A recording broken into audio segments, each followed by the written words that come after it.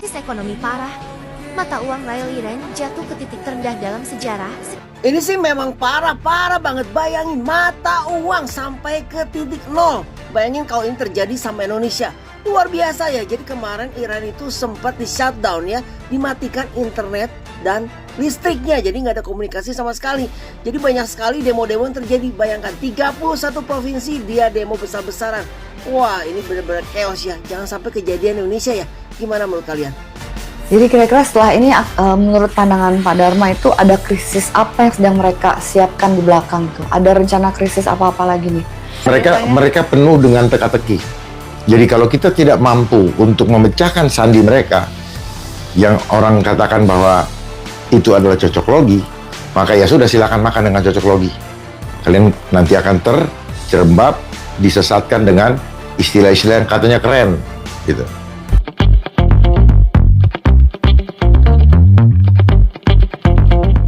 Shalom sahabat yang kemuliaan, apa kabar kalian semua? Senang rasanya bisa berjumpa lagi dengan kalian semua.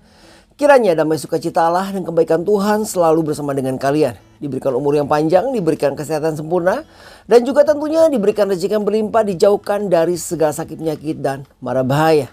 Di belahan negara yang lain, negara sedang chaos, dunia sedang chaos. Terutama Iran, sempat terjadi beberapa hari yang lalu bahwa Iran di shutdown, dimatikan sistem komunikasinya, internet dan listriknya. Sungguh mengerikan. Nilai mata uangnya turun hingga nilai nol. Tidak berarti apa-apa. Sungguh mengerikan. Bagaimana kok terjadi di Indonesia ya? Nah, ini diakibatkan oleh invasi yang dilakukan oleh Presiden Amerika Serikat, yang memiliki 1000 alasan untuk melakukan ini setelah dia menculik presiden dari Venezuela, dan beliau juga berusaha untuk menginvasi Iran. Dan kemudian yang tergila sih dan terngeri yaitu beliau ingin memiliki Greenland, ingin merebut Greenland menjadi milik dari Amerika Serikat, dan ini akan memicu kontroversi dari semua pihak, terutama Rusia, Cina, Denmark, dan Uni Eropa tentunya, yang akan mengakibatkan tentunya Perang Dunia Ketiga. Dan tentunya juga akan mengakibatkan dampak yang sangat buruk kepada Indonesia. Nah sahabat yang kemuliaan, sebetulnya apa sih yang terjadi dalam kehidupan ini? Di sini kita akan mendengarkan penjelasan yang dilakukan oleh Komjen Dolma Pongrekun mengenai apa yang terjadi sebetulnya di dunia ini. Khususnya di tahun 2026 ini menuju The Great Reset 2030 nanti. Nah sahabat yang kemuliaan, sebagai anak Tuhan, saya di sini hanya bisa memberikan nasihat kepada kalian dalam 1 Tesalonika 5:17. Tetaplah berdoa, tetaplah berdoa, tetaplah berdoa. Ingatlah itu. Kenapa? Tanpa Tuhan, tanpa kuasa dan penyertaannya tentunya kita tidak ada apa-apanya. Kita hanya bisa merencanakan sebagai manusia, dan kita pun hanya bisa berusaha semampu kita sebagai manusia, sebatas itu. Tetapi tetaplah kita harus bersandar kepada Tuhan. Kenapa? Karena Tuhanlah yang mengatur kehidupan ini. Dialah yang akan menjamin kehidupan untuk kita semua. Walaupun semua hal yang buruk akan terjadi, tetapi kita akan tetap ada di dalam lindungannya. Sahabat Terang Kemuliaan, sebelumnya jangan lupa dukung terus channel Terang Kemuliaan, tentunya dengan cara apa?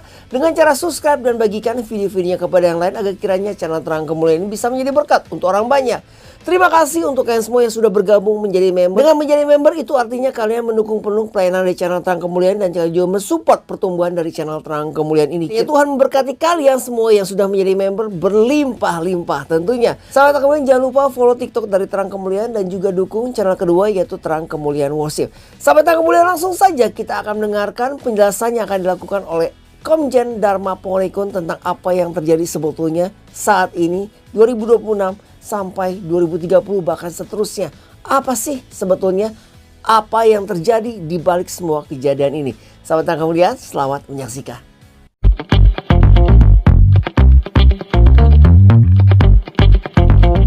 Itu bukan by design. Kalau non alam itu by design.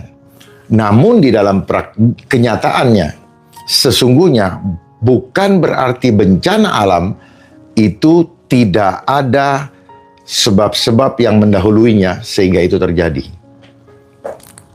Kalau kategori bencana alam itu menyangkut ekosistem. Kalau bencana ekologi itu yang dikategorikan bencana non alam, yang didahului oleh perbuatan manusia. Contohnya melakukan penggundulan hutan, merusak lingkungan sehingga terganggunya keseimbangan. di dalam hal yang ini, bencana yang terjadi menurut analisa saya mensitir apa yang disampaikan Mas Panji, karena saya selalu mengatakan menurut opini saya. Ya, karena opini adalah operasi intelijen. Semuanya ada perencanaan, ya. Pelan-pelan ya kita ini ya, supaya masyarakat mudah mencernanya. Jadi apa yang terjadi ini menurut analisa saya, pemanfaatan lahan menjadi kebun persawitan dan sebagainya, kalau kita tilik ke belakang, itu sudah dimulai sejak periode presiden yang mana. Ya, kita urut perlahan-lahan dengan alasan ekonomi. Terus kemudian berikutnya terjadilah akumulasi di mana kontur tanah sudah empuk gitu, sudah gembur, sudah sudah rapuh, kalau dibilang bangunan sudah tidak sesolid ya, tidak sesolid itu lagi. Kemudian dipicu oleh suatu energi. Makanya mereka sebut dengan cuaca ekstrim. Ekstrim itu ekstrim, eksternal energi mekanisme. Ya. Artinya ada bantuan energi di luar alam. Makanya bilang ekstrim. Yang membuat cuaca menjadi anomali. Nah, berarti ada energi atau mesin raksasa yang digunakan untuk menggerakkan kondisi alam yang mereka sebut dengan bencana hidrometeorologi yang disebabkan oleh air, ya. Yang pada tanggal 18, ya, saya catat di sini, saya punya ini, November itu ditetapkan oleh Menteri Dalam Negeri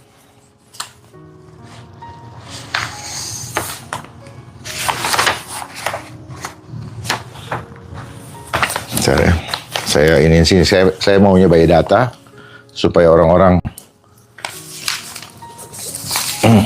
berdasarkan pemberitahuan dari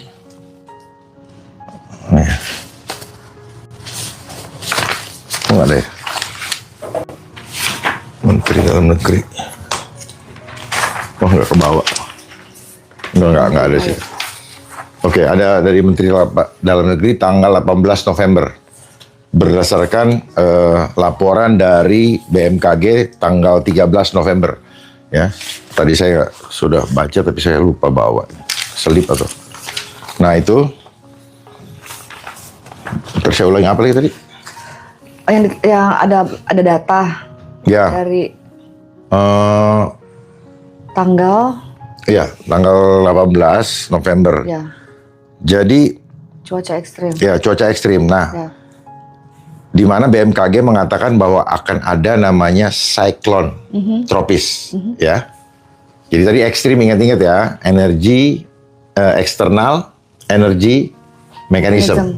Berarti ada pergerakan energi yang bukan dari alam. Makanya dibilang eksternal, ekstrim.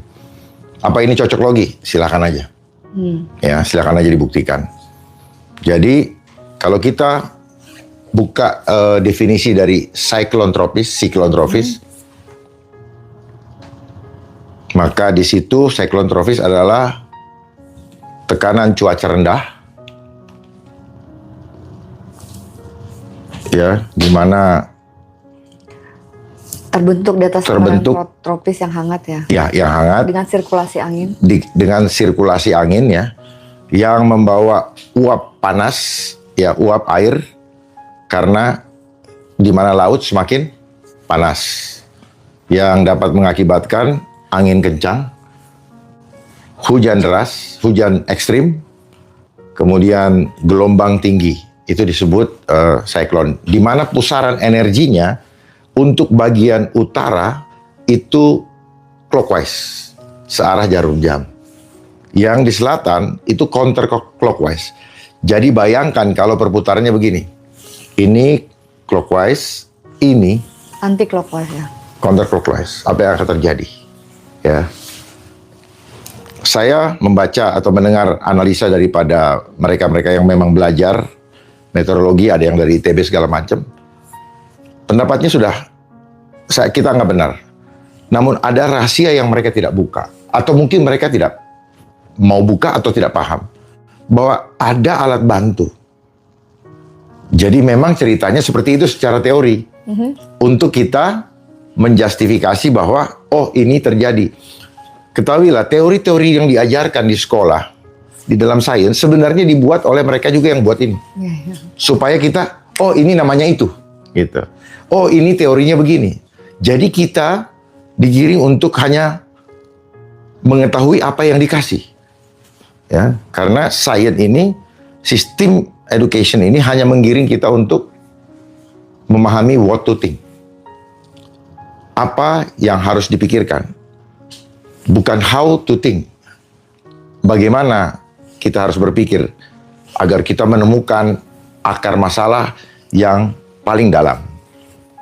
Ya, itu yang perlu kita ketahui bersama. Jadi kenapa tidak disebutkan bencana nasional, kenapa ini terjadi dan sebagainya, apakah ini murni?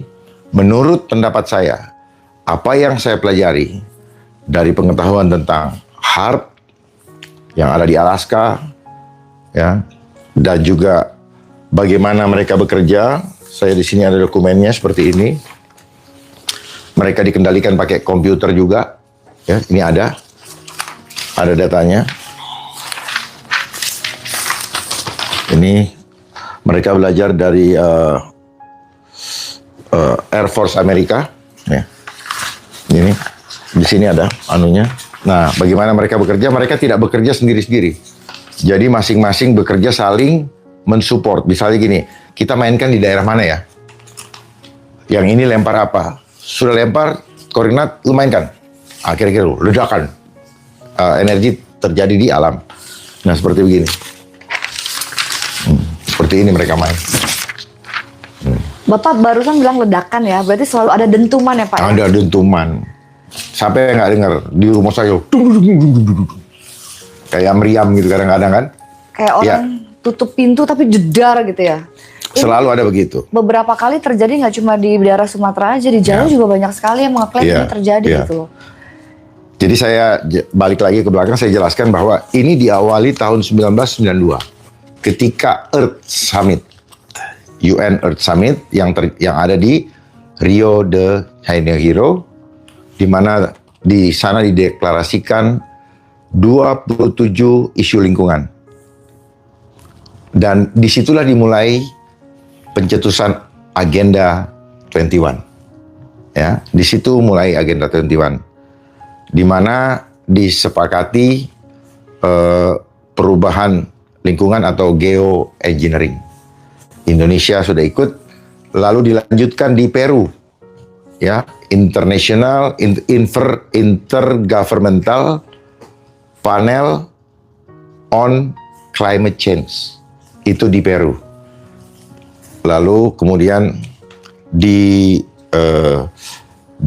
Indonesia dibentuk pada tahun 2012. Di Peru 2011, di Indonesia 2012. Terus kemudian 2015 Indonesia juga ikut di dalam Paris Agreement, di mana Indonesia meratifikasi aturan-aturan Paris Agreement. 2016. Balik lagi ke belakang, tahun 2007 dibentuk BNPB. Tahun 2004 terjadi tsunami di Aceh. Jadi tidak serta-merta BNPB ini terjadi, didahului dengan peristiwa. Seperti itulah permainan selalu, ya. Selalu seperti itu. Mungkin kita tidak sadari. Bikin begini untuk alasan ada kebijakan baru. Bikin begini ada alasan. Perhatikan nanti kemudian apa yang akan terjadi ke depan dengan bencana yang ada. Karena data yang ada pada saya itu akan terjadi penggiringan penduduk dari desa mendekati kota. persiapan smart city. Lalu data yang ada pencetakan sawah baru, persawahan baru yang kita kenal dengan smart farming. Mungkin Bill Gates nanti yang akan menguasai di sana dengan GMO dan sebagainya. Kira-kira seperti itu ada di sini nih. Ini sudah ada rencananya di sini. Nah ini, ya Bu.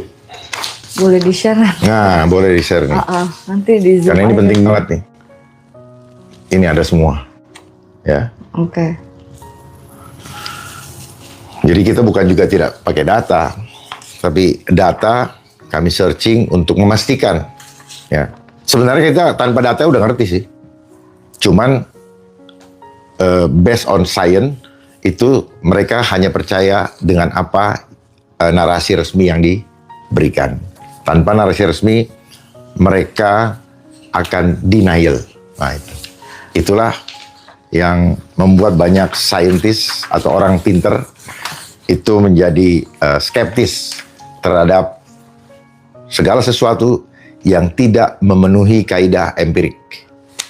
Kalau tidak ketok, belum ada datanya, maka itu adalah halusinasi.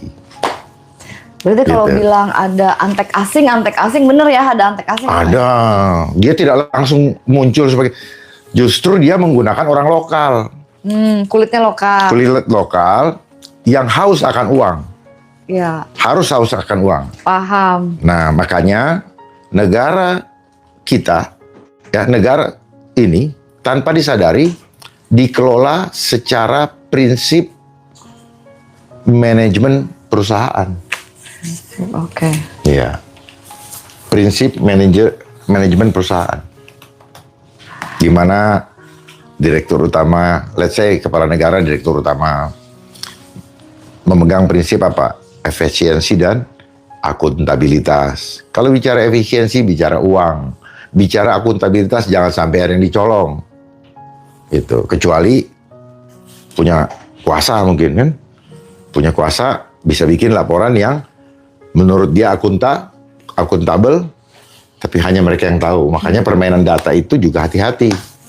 Ya, tidak semua data yang dirilis resmi Ya. itu isinya benar.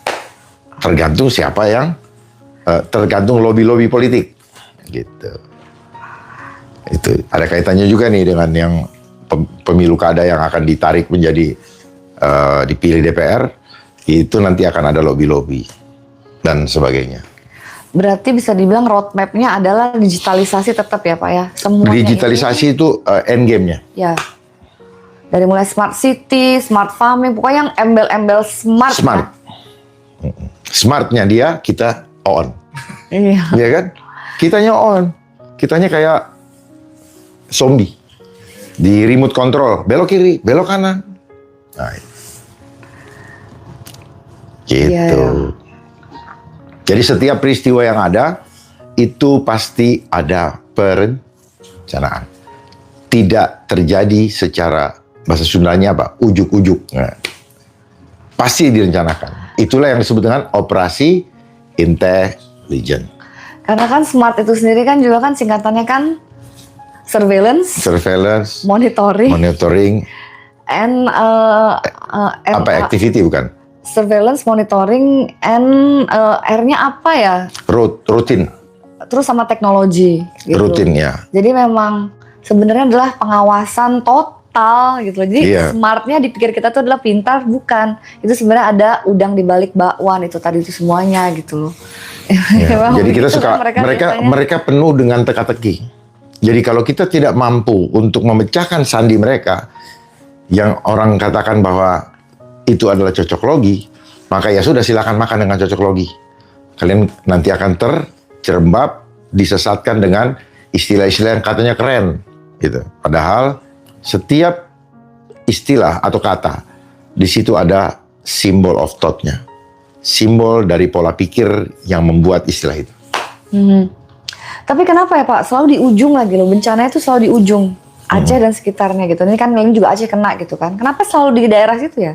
Di ujung situ. Adakah sesuatu, yaitu tadi motif dibalik itu semua, ataukah ada kekayaan alam yang mereka inginkan atau gimana ya? Ya, Sumatera, Aceh dan Sumatera itu adalah letak geografis yang strategis. Satu, merupakan jalur laut internasional yang jalur utama ya, perdagangan, terus sumber daya alamnya juga luar biasa. Ya.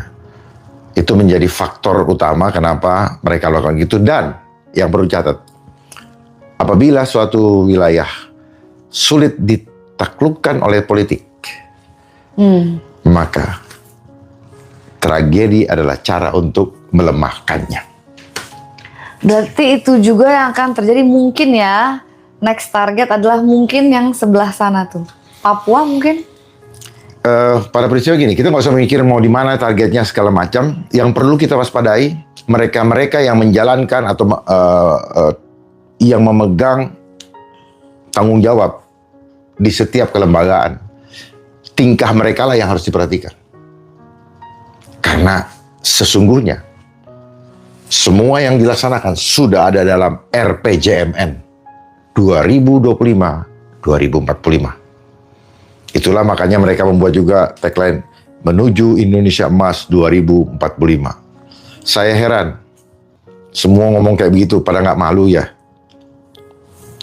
Ngomongin 2045, rakyat makan susah. Ya, apanya yang mau 45? 45 mendingan Indonesia 2045 hatinya emas. Bagaimana kalau pemimpinnya sendiri tidak punya hati emas?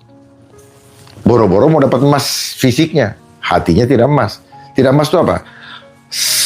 Sense of crisisnya tidak ada. Yang ada adalah pandai-pandaian bersilat lidah, memainkan peran sandiwara di depan kamera dengan segala macam argumen-argumen yang rakyat sebenarnya tidak memerlukan argumen itu.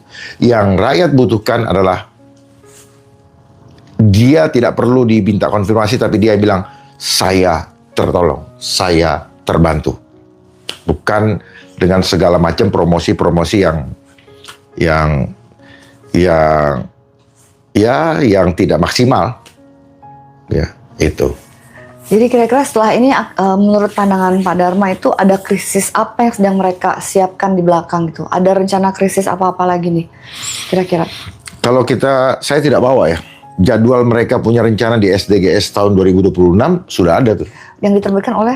Yang diterbitkan oleh UN. Udah ada tuh. Dia punya jadwal-jadwal. Apa namanya Pak?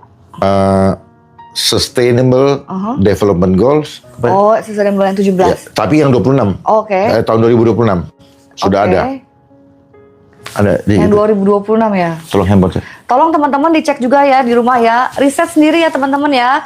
Sustainable Development Goals 2026. Itu yang diterbitkan oleh UN. Kamu bisa cek sendiri. Karena kalau kita ngomong tapi kamu nggak ngeriset sama aja. Ya. Jadi jangan jadi penonton aja. Betul. Jadi riset juga gitu ya. Ini kerjaan saya juga nih yang Pak Dharma kayak gini nanti dia nih. Yang 17 tujuan itu ya Pak ya? 17 tujuan tapi dia sudah dalam bentuk timeline. Oh udah ada timelinenya. Nih. Oke. Oke. Ini gimana nih caranya? Saya lupa fotokopi apa tuh? Oke. Ini sudah ada. Jadi Ada jadwalnya udah ada. Dan ini bisa diakses siapa aja ya. Ini bukan gara-gara handphonenya Pak Dharma, enggak. Ini ada kok. Jadi mohon dilihat itu timelinenya. Jadwalnya mereka udah announce. Ya. Ya itu yang akan mereka kerjakan di tahun 2026. Oke. Betul. Jadi pemerintahan kita itu hanyalah panitia daripada pelaksanaan itu. Makanya ketika di debat capres yang mereka bicarakan adalah SDGs semua. Itu. SDGs. Nah ini yang masuk di dalam nih. Ya.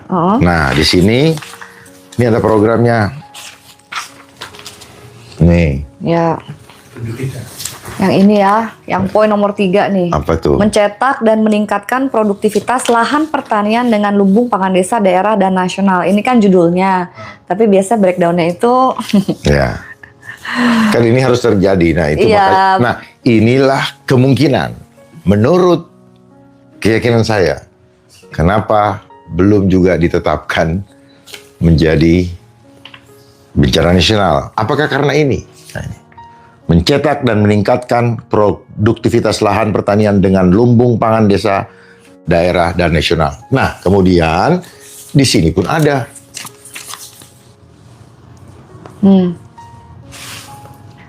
Rencana Pembangunan Jangka Panjang Aceh ya, RPJPA 2025 sampai 2045 yang isinya adalah sudah ada di sini juga.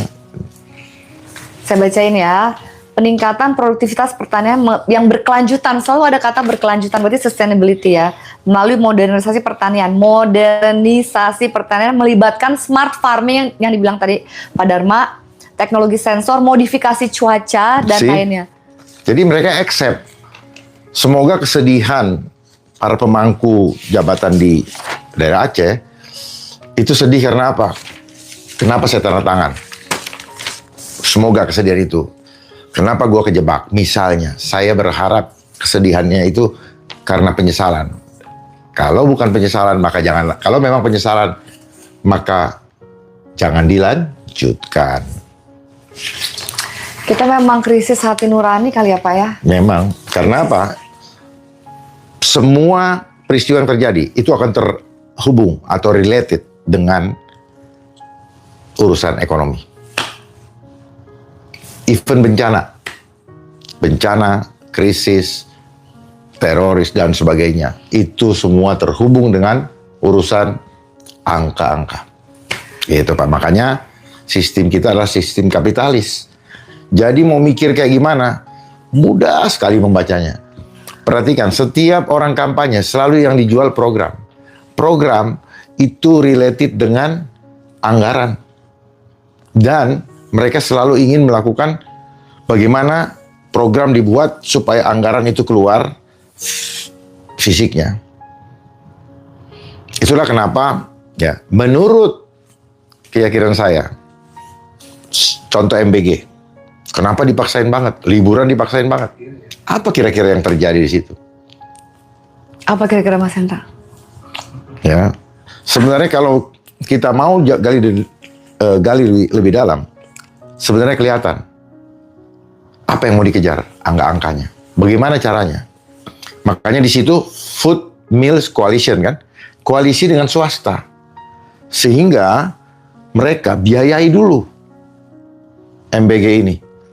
Jadi anak-anak itu makan dari pembiayaan yang dilakukan oleh si pemodal. Lalu nanti selesai mereka akan nagih. SPPG-nya nagih ke yayasan. Yayasan yang nagih ke BGN. Di situ berpotensi besar terjadinya money laundering. Tukar. Bayangkan kalau terjadi money laundering, uang dari mana? Kalau itu uang korupsi, maka anak-anak kita sudah makan dibiayai oleh uang korupsi. Ada spiritnya. Baru ini. Semoga ini tidak terjadi. Kita harus ganjel di situ. Ya. Tapi menurut keyakinan saya, manakala saya diberikan kesempatan untuk jadi tim independen untuk menyelidiki, maka menurut keyakinan saya bisa buka. Kalau gitu. Nggak ada delik kalau begini. Makanya tetap jalan. Ini kan gitu Mas. Kita itu, kita pintar-pintaran aja. Iya. Paham ya? Paham Pak. Paham sekali. Makanya nggak mungkin orang maksa. Bodoh amat. Terus makin lama makin kelihatan. Roti segini untuk sekian hari, telur segini untuk 4 hari, bukan ceritanya. Iya. Gitu. Jadi, pokoknya penting jalan terus tuh. ya jalan terus. 1,2 T a day. Tiap hari. A day. Setiap hari. So, hitung 1 tahun berapa? Iya. Ya, berapa coba? Berapa T? They can laundry. Gitu. Saya tidak menuduh, tapi ada potensi besar. Potensi. Karena ada penagihan, Bos. Iya betul. Berarti kan lu modalin dulu. Disitulah terjadi Betul. switch. Gitu. Tetap aja di mata saya mah kotor. Karena modus operandinya, nawaitunya, niatnya bukan niat yang tulus. Sesuatu yang dia kerjakan bukan dengan niat tulus, walaupun promosinya tulus, baik, Bagus ya. maka hasilnya akan mudarat. Langsung terbukti kok, banyak yang keracunan, banyak yang ini, dan banyak yang mubazir, dan sebenarnya bayangkan, orang nggak mau dipaksa. Nggak ngerti dari mana aturan main itu. Tapi itulah, ya. Sekali lagi, kita sedang menuju kepada negara totaliter. Kalian mau ngomong apa? Bodoh amat. Program jalan terus sampai Tuhan memanggil. Makanya kan ada ide ya, udah kasih aja uang real money-nya ya kepada kepala keluarga, itu tidak Nggak mungkin mau. terjadi. Nggak mau. Kenapa? Oh gitu nggak bisa dicuci baju, ya kan? Nggak bisa cuci baju dong. Iya dong, kan uangnya. Pak Menkyu ya. Meskipun yang ngasih ide itu Pak Menkyu. Enggak, gini ya. Saya beri clue ya. The world is a stage. Setiap orang memainkan peran. Protagonis, antagonis, dan tritagonis. Gitu. Jadi jangan terkesima dengan segala macam. Ya, ngomong-ngomong sampai sekarang ya nothing happen. Akhirnya udah hanya terkesan kayak sandiwara mengejar populer apa satu babak ya. Udah itu where is going? Gitu. Kemana dia pergi? Gitu. Terus tidak ada lagi ininya. Seharusnya kalau memang tahu begitu, kalau program ini niat baik beliau tidak jalankan, saya mundur. Gitu. Nah, kenapa enggak? Big question mark. Gitu. Siapa beliau-beliau itu? Coba di profiling. Jangan mereka yang cuma profiling kita profiling mereka. Gitu. Sama aja kok. Gitu. Tapi kalau misalnya kita semuanya adalah hanya operator untuk menjalankan sebenarnya big picture-nya para globalis, berarti kita nggak merdeka ya Pak? Memang tidak merdeka. Ya kan? Sekali lagi, Bung Karno mengantarkan kita hanya ke depan pintu gerbang. Dan ketika itu, pintu gerbangnya masih dikunci. Kuncinya ada di Bengawan, Solo, Kebuang gitu sana. Akhirnya dibetot lagi. Gitu. Lu masuk ke jalur yang baru, sistem New Colin. Inilah yang kita lewati hari ini. Karena dari awal Indonesia dimerdekakan, sehingga dicatat menjadi negara yang diakui oleh PBB, itu semua ada peran dari globalis.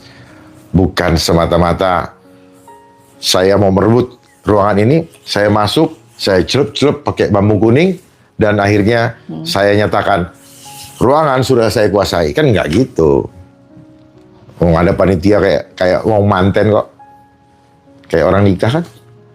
Nah, nikah ada IO kan. Tadi intelligent, information, telling, lie, ongoing event. Jadi setiap event selalu ada event organizer. Nah, itulah intelligent. Jadi kalau misalnya globalis sudah mengendalikan ini semua, kita bisa apa dong Pak? Kita sebagai rakyat biasa nih gimana nih?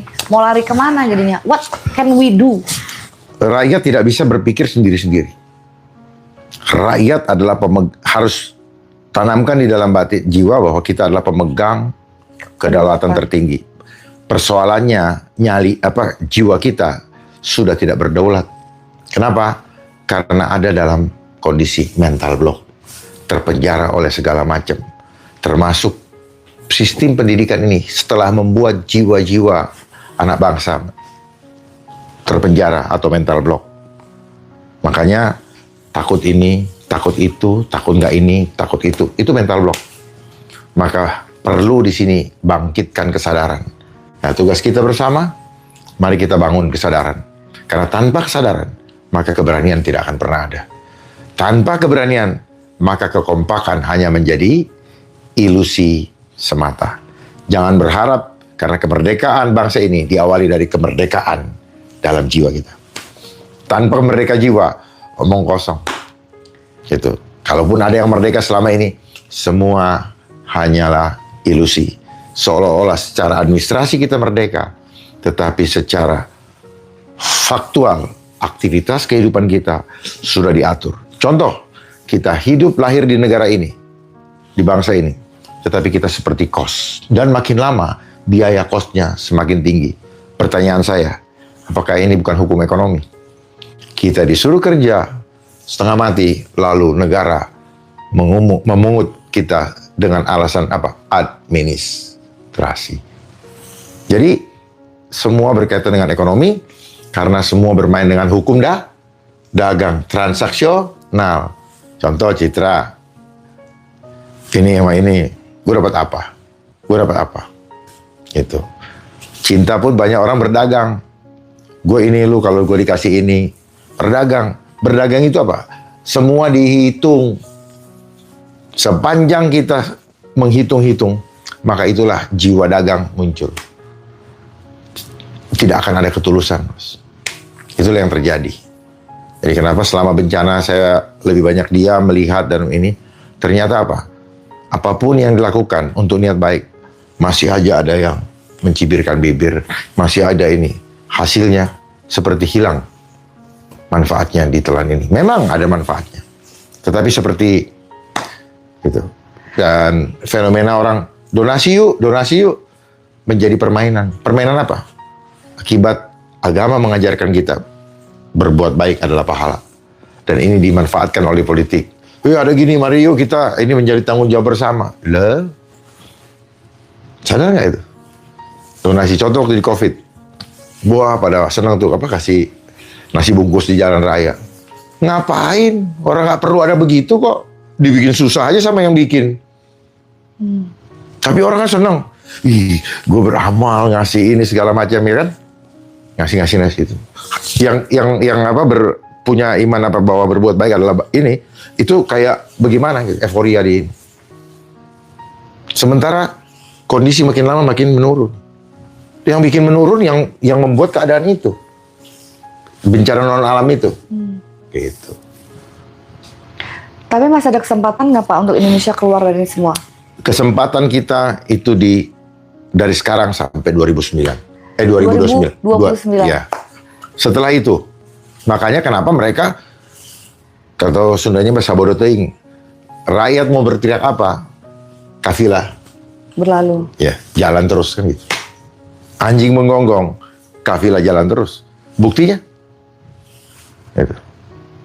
Ya. Apa yang terjadi? Semua transaksi. Ya kan? Penempatan ini jadi gemuk, itu kan transaksional. Gitu. Dan orang yang ditempatkan no free lunch. Emangnya free? Enggak lah. Karena memang dikelola dengan sistem kapitalis. Dan orang-orang yang mengikuti sistem itu memang diberikan ruang untuk bisa menikmati, tetapi sekaligus menjadi budak. Karena mereka kehilangan hak suara untuk menyatakan kebenaran. Karena dia mengikuti arus.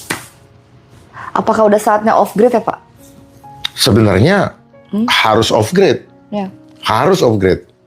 Coba pertanyaannya, apakah pemimpin kita mau off grid?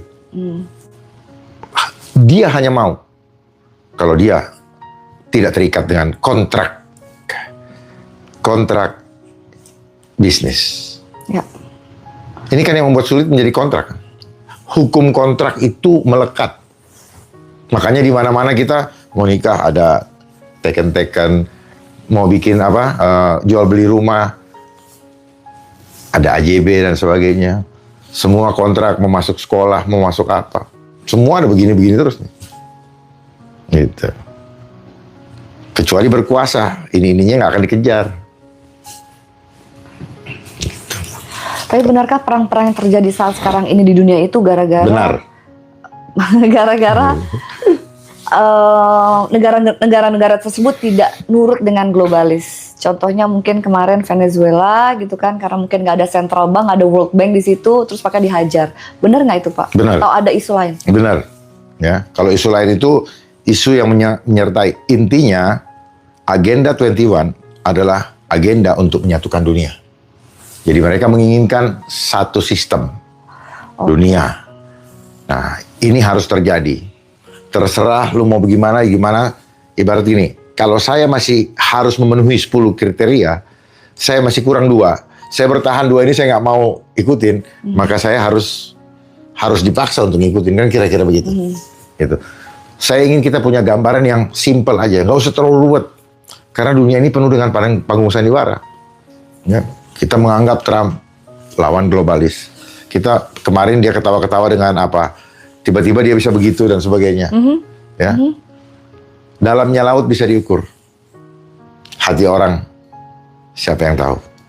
Ya, karena kita hidup penuh dengan topeng.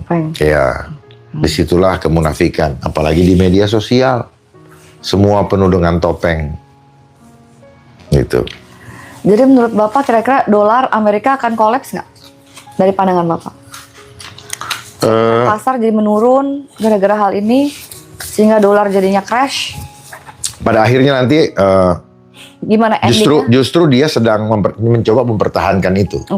Supaya tidak crash. Ya. Ini isu yang dibuang. Tetapi jangan lupa, kripto Bitcoin, hati-hati, dia akan menuju ke terjun payung. Oh gitu ya Pak ya? Ya, hati-hati ya.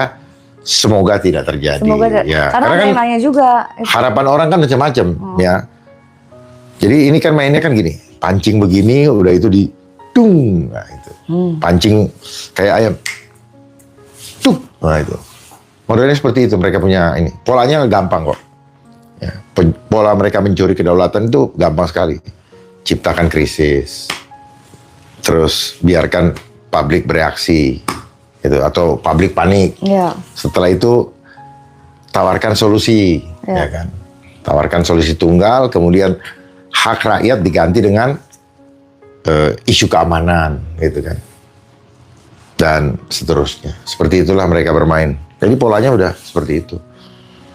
Tapi apakah besar kemungkinannya akan menuju perang dunia ketiga gitu misalnya?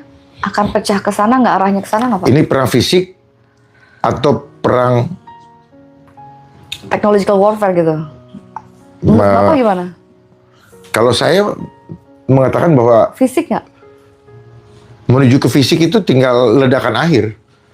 Tapi apa yang terjadi sekarang, buat saya pribadi ya, Sudah perang nih? sudah. Sudah. Karena apa? Perang itu kan mendominasi ya, satu bangsa dengan bangsa lain. Nah sekarang dia mendominasi bukan satu bangsa, berbangsa-bangsa yang dikendalikan oleh United Nations. Buat saya pribadi ini sudah masuk. Tinggal nanti endgame-nya. Endgame-nya ketika apa? Dia semua sudah pakai digitalisasi, sudah biometriknya, maka tidak perlu dengan kekuatan militer, cukup tung. Menurut saya. Remote ya Pak? Ya. Karena tidak mungkin namanya perang dunia ketiga. Ini juga perang dunia ini buatan mereka kok. Betul. 1, 2, 3. Saya dari kecil sudah mikir, kok ada perang dunia pertama? Bisa begitu ya, perang dunia pakai jilid ya? Saya masih sekolah SD, Pak. Ini udah muter nih. Cuman nggak tahu mau ngomong sama siapa karena udahlah kamu ikutin aja pelajaran itu. Saya nanya sama om saya bilang, sudah om juga nggak tahu, pokoknya ikutin aja. Jadi kita itu tadi what to think, hanya mikirin 1, 2, terus nungguin 3. Yang bilang nanti akan ada 3, dia juga yang bikin kita nunggu itu. Taunya apa? Ternyata sudah berlangsung. Gitu. Ya, dia sudah masuk gigi 3. Kita masih nunggu. Kapan nih? Oh, dia main sana, main sini. Supaya apa? Fokus kita jadi tidak sentralistik lagi, tidak bisa. Makanya gini, perhatikan kejadian ini. Akhirnya apa? Tahu-tahu dia bikin begini. Perhatikan cara main mereka. Ya, kita lihat nih, tahun 2025 mau naik PPh 12%. Terus tiba-tiba batal lagi. Datang juru selamat kan, batal. Mainkan lagi apa? Gas LPG harus begini-begini. Batal lagi. Apakah ini terjadi tanpa skenario? Atau memang bagian daripada skenario? tangkap ini, tangkap itu. Akhirnya apa? Kasih abolisi, kasih ini. Apakah ini terjadi karena ketulusan hati atau bagian daripada permainan politik? Dan seterusnya. Ada demo kemarin juga. Apakah itu betul-betul letupan daripada masyarakat? Ataukah menumpang dalam kondisi masyarakat yang memang mau meledak? Ya. Gitu. Tetapi ada kekuatan yang mendesain supaya letupan itu yang ditunggu-tunggu muncul. Gitu. Betul, memang masyarakat ada di situ. Tapi masyarakat tidak akan sekonyong-konyong seperti itu kalau tidak ada energi buatan ya yang membuat itu meledak. Jadi semua ada energinya, makanya dibilang ada psikologi massa. Ini udah nunggu nih, dikasih letupan, jadi barang itu, kan gitu. Tetapi yang membuat ledakan itu, Coba aku yang ambil. Ada yang nyariin Pak Darman kayaknya. Udah gitu deh. Udah. Oke, lanjut ya teman-teman ya. Tapi Bapak percaya nggak sih bahwa mungkin nggak akan ada perang fisik, Pak? Atau enggak, Pak? perang fisik. Iya, mungkin nggak? Nah, Karena kan krisis kan harus terjadi ya, Pak. Karena supaya ada kelaparan dan lain-lain, mungkin itu adalah pengorbanan mereka untuk menciptakan sebuah isu kritis. Jadi ya mau nggak mau ya udahlah drama-drama perang lah. Karena kalau nggak ada isu kritis, ya gimana? Yang akan terjadi justru civil war. Itu. Kalau ini cyber war. Yang terjadi adalah civil war di negara sendiri. Bisa dijelaskan Pak maksudnya? Antara the have sama yang menderita. Karena bagaimanapun yang menderita, dia butuh kehidupan. Dia akan datang. Sehingga ketika itu di-ignore atau dihindari, akan terjadi itu. Ya kalau kita bilang kayak kerusuhan 98 itu kan skala kota ya. Tapi kalau kita mau lihat lebih jauh, karena apa? Saat ini perhatikan ekonomi rakyat semakin terjun payung. Secara ini ya, seluruh dunia ya Pak ya? Seluruh Kita dunia, nggak bicara Indonesia aja. seluruh dunia. Tapi Indonesia itu lebih cepat. Gitu. Dibuat lebih cepat. Karena apa? Dari dulu nyarinya udah susah. Berdasarkan agenda Great Reset, di mana di situ sebutkan apa? Pemerintah menguasai semua lahan, pertanian, Betul. dan sebagainya. Semua perusahaan korporasi dikuasai oleh pemerintah. Pemerintah membesarkan anak-anak. Betul. Ya itulah MBG. Iya, iya. Sehingga loyalnya si anak kepada pemerintah. Artinya mungkin dia tidak terlalu loyal juga pemerintah, tapi mungkin sama orang tuanya, bukan mama yang kasih makan saya, kok mama bilang kamu hormatin orang tua. Secara psikologi itu akan terbentuk tanpa disuruh. Gitu. Ya. Secara psikologi itu akan terbentuk tanpa disuruh. Nah, saya senang mengamati, menganalisa kedalaman-kedalaman itu. Yang mungkin orang anggap ini. Dari situ saya melihat, gini. Apakah apa yang terjadi di Venezuela merupakan juga bentuk wujud daripada one military word? Oke. Yes. Makanya di mana-mana sekarang ini mulai dimunculkan, diperkuat lagi. Secara undang-undang diperkuat, ini diperkuat. Apakah ada kaitannya? Gitu. Termasuk yang kemarin juga yang kepolisian dan sebagainya, ya reformasi, harapan masyarakat hanya jadi ilusi. Sampai detik ini tidak ada gitu. Sampai itu. Akhirnya apa? Dan diam semua lagi. Akhirnya saya bertanya, ini yang datang ke presiden meminta untuk reformasi itu sebenarnya memang murni datang itu atau didatangkan? Memang terlihat datang dari luar. Ya. Tetapi seringkali dikoordinasikan. Atau kalau bahasa di Instagram itu apa? Kolaborasi, collab. Ya. Yang akhirnya betul-betul membuat negara menjadi kolaps. Nah, ini mari kita cerdas melihat seperti itu. Karena setelah itu beliau-beliau nggak tahu kemana. Tidak mengikuti, tidak mengawal apa yang dituntutnya. Hilang aja. Dan senang sekali dengan angka 8, 17, 8. Gitu. Kenapa tuh Pak? Nah, ini ada di sini. Karena balik lagi ke tadi. Sustainable Goals tadi. Ini. Program.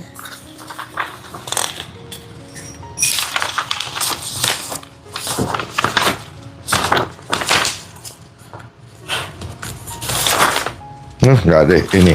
Itu salah satunya 8. Ya. Ya, dia mana ya? 17.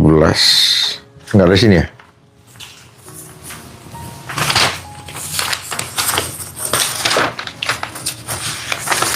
Enggak, yang itu. SDG 17. Oh, enggak. 8, 17, 8. Oh, ini nih. Ini dia nih. Oke. Maaf. Kan tuntutan 17 tuntutan 8. Gitu. Iya ya. baru nggak. Gila, sumpah. Keren. Ini mau dikasih unjuk. Iya. Bu, ini cocokologi. Angkanya sama tapi Pak. Ya. Angkanya sama Iya, ya. ini memang demen. Sebenarnya kalau udah kayak lihat kayak gitu, itu harus cerdas sumbernya, ya kan? Gitu. Mereka selalu bekerja dengan simbol. Kenapa mulai tanggal 6 Januari, ya itu kan? 6 Januari, 2 Januari, tanggal 12. 6 Januari tanggal 12. 12, 6 kali 2, 6. Simbol. Dan kita selama hidup sudah masuk di dalam sistem simbol itu. Ternyata. Tadinya saya pikir hanya ini akan ke depan. Enggak. Ternyata kita sudah dicetak oleh sistem simbol 666. Gitu. Makanya SD 6 tahun, angka terendah 6. Jam 60 menit. Itu mereka yang bikin. Kita di torture, Doktrin.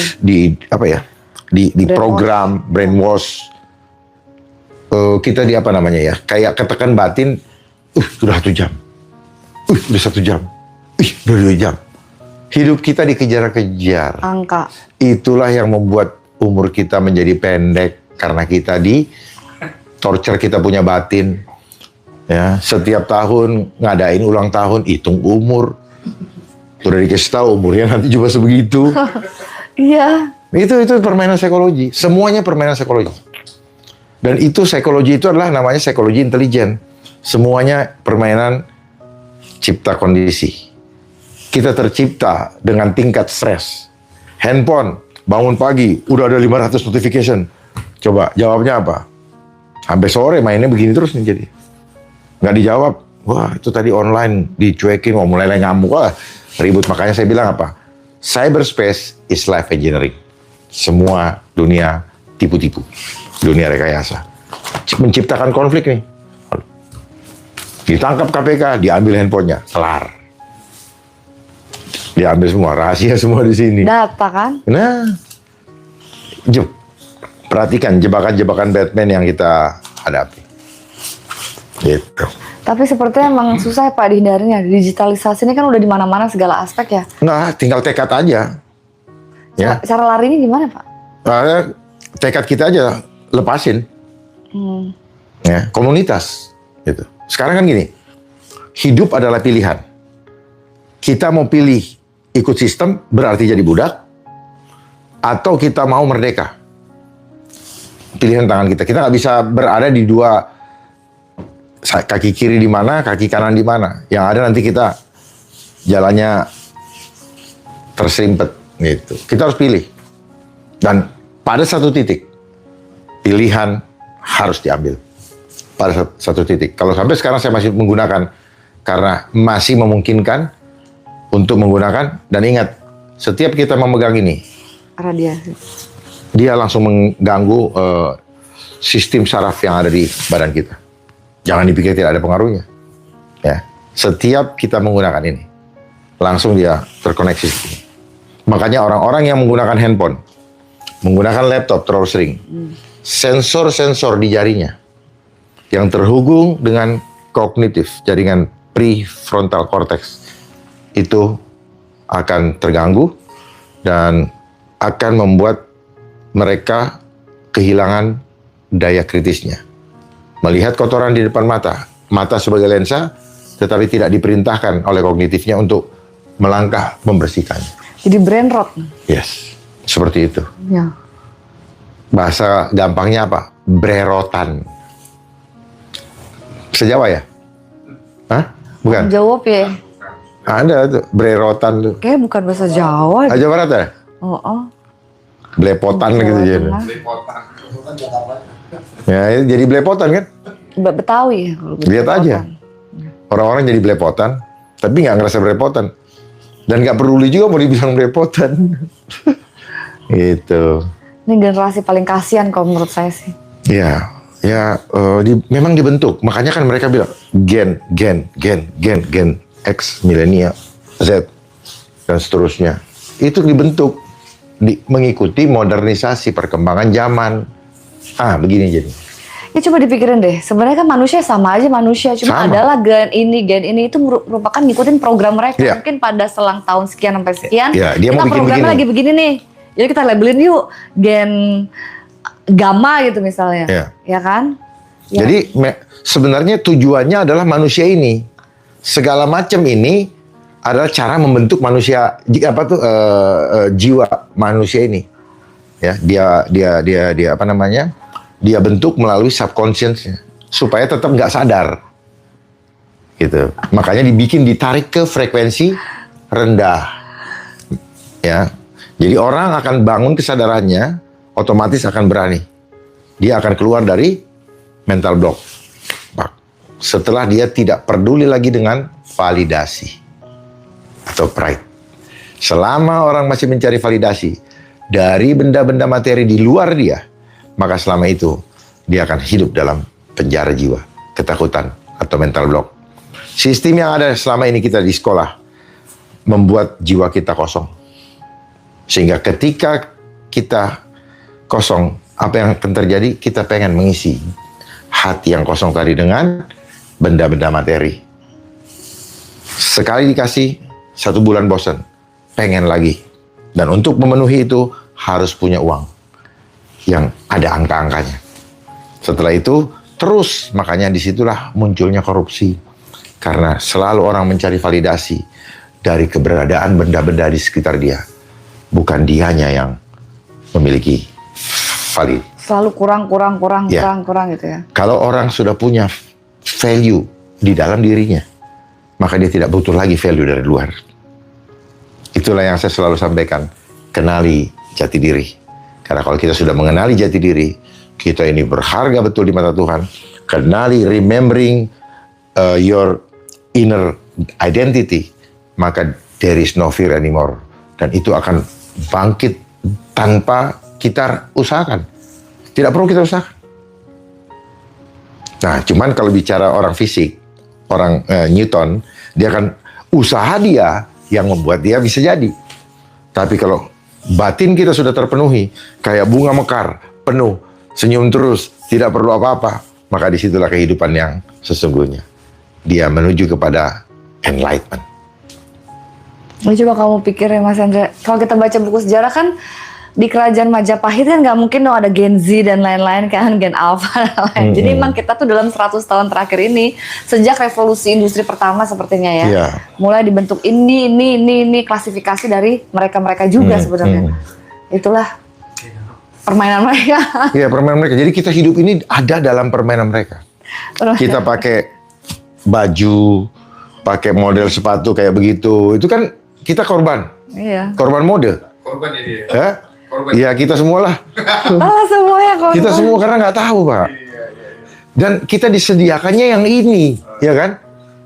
Sistem. Ya, kita disediakan ini di apa?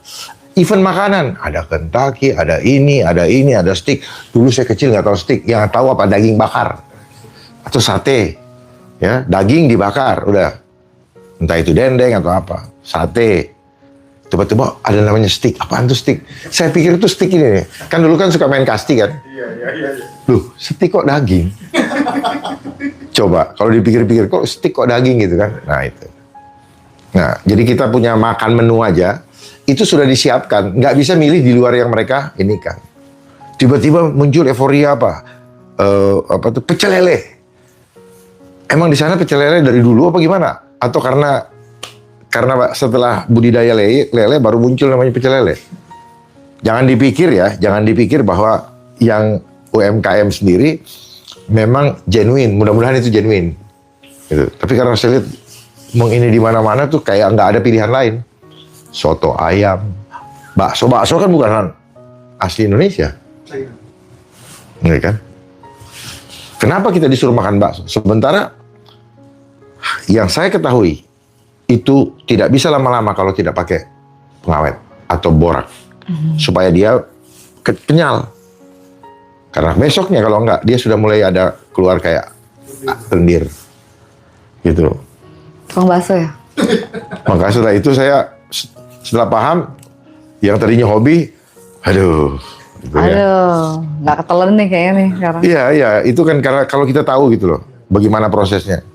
Bagaimana saya dulu nangkep di daerah Parung. Itu lalat gede-gede di sini. Itunya waktu belum diplastikin, Bos. Dagingnya? Di lantai. Gitu kan. Waduh.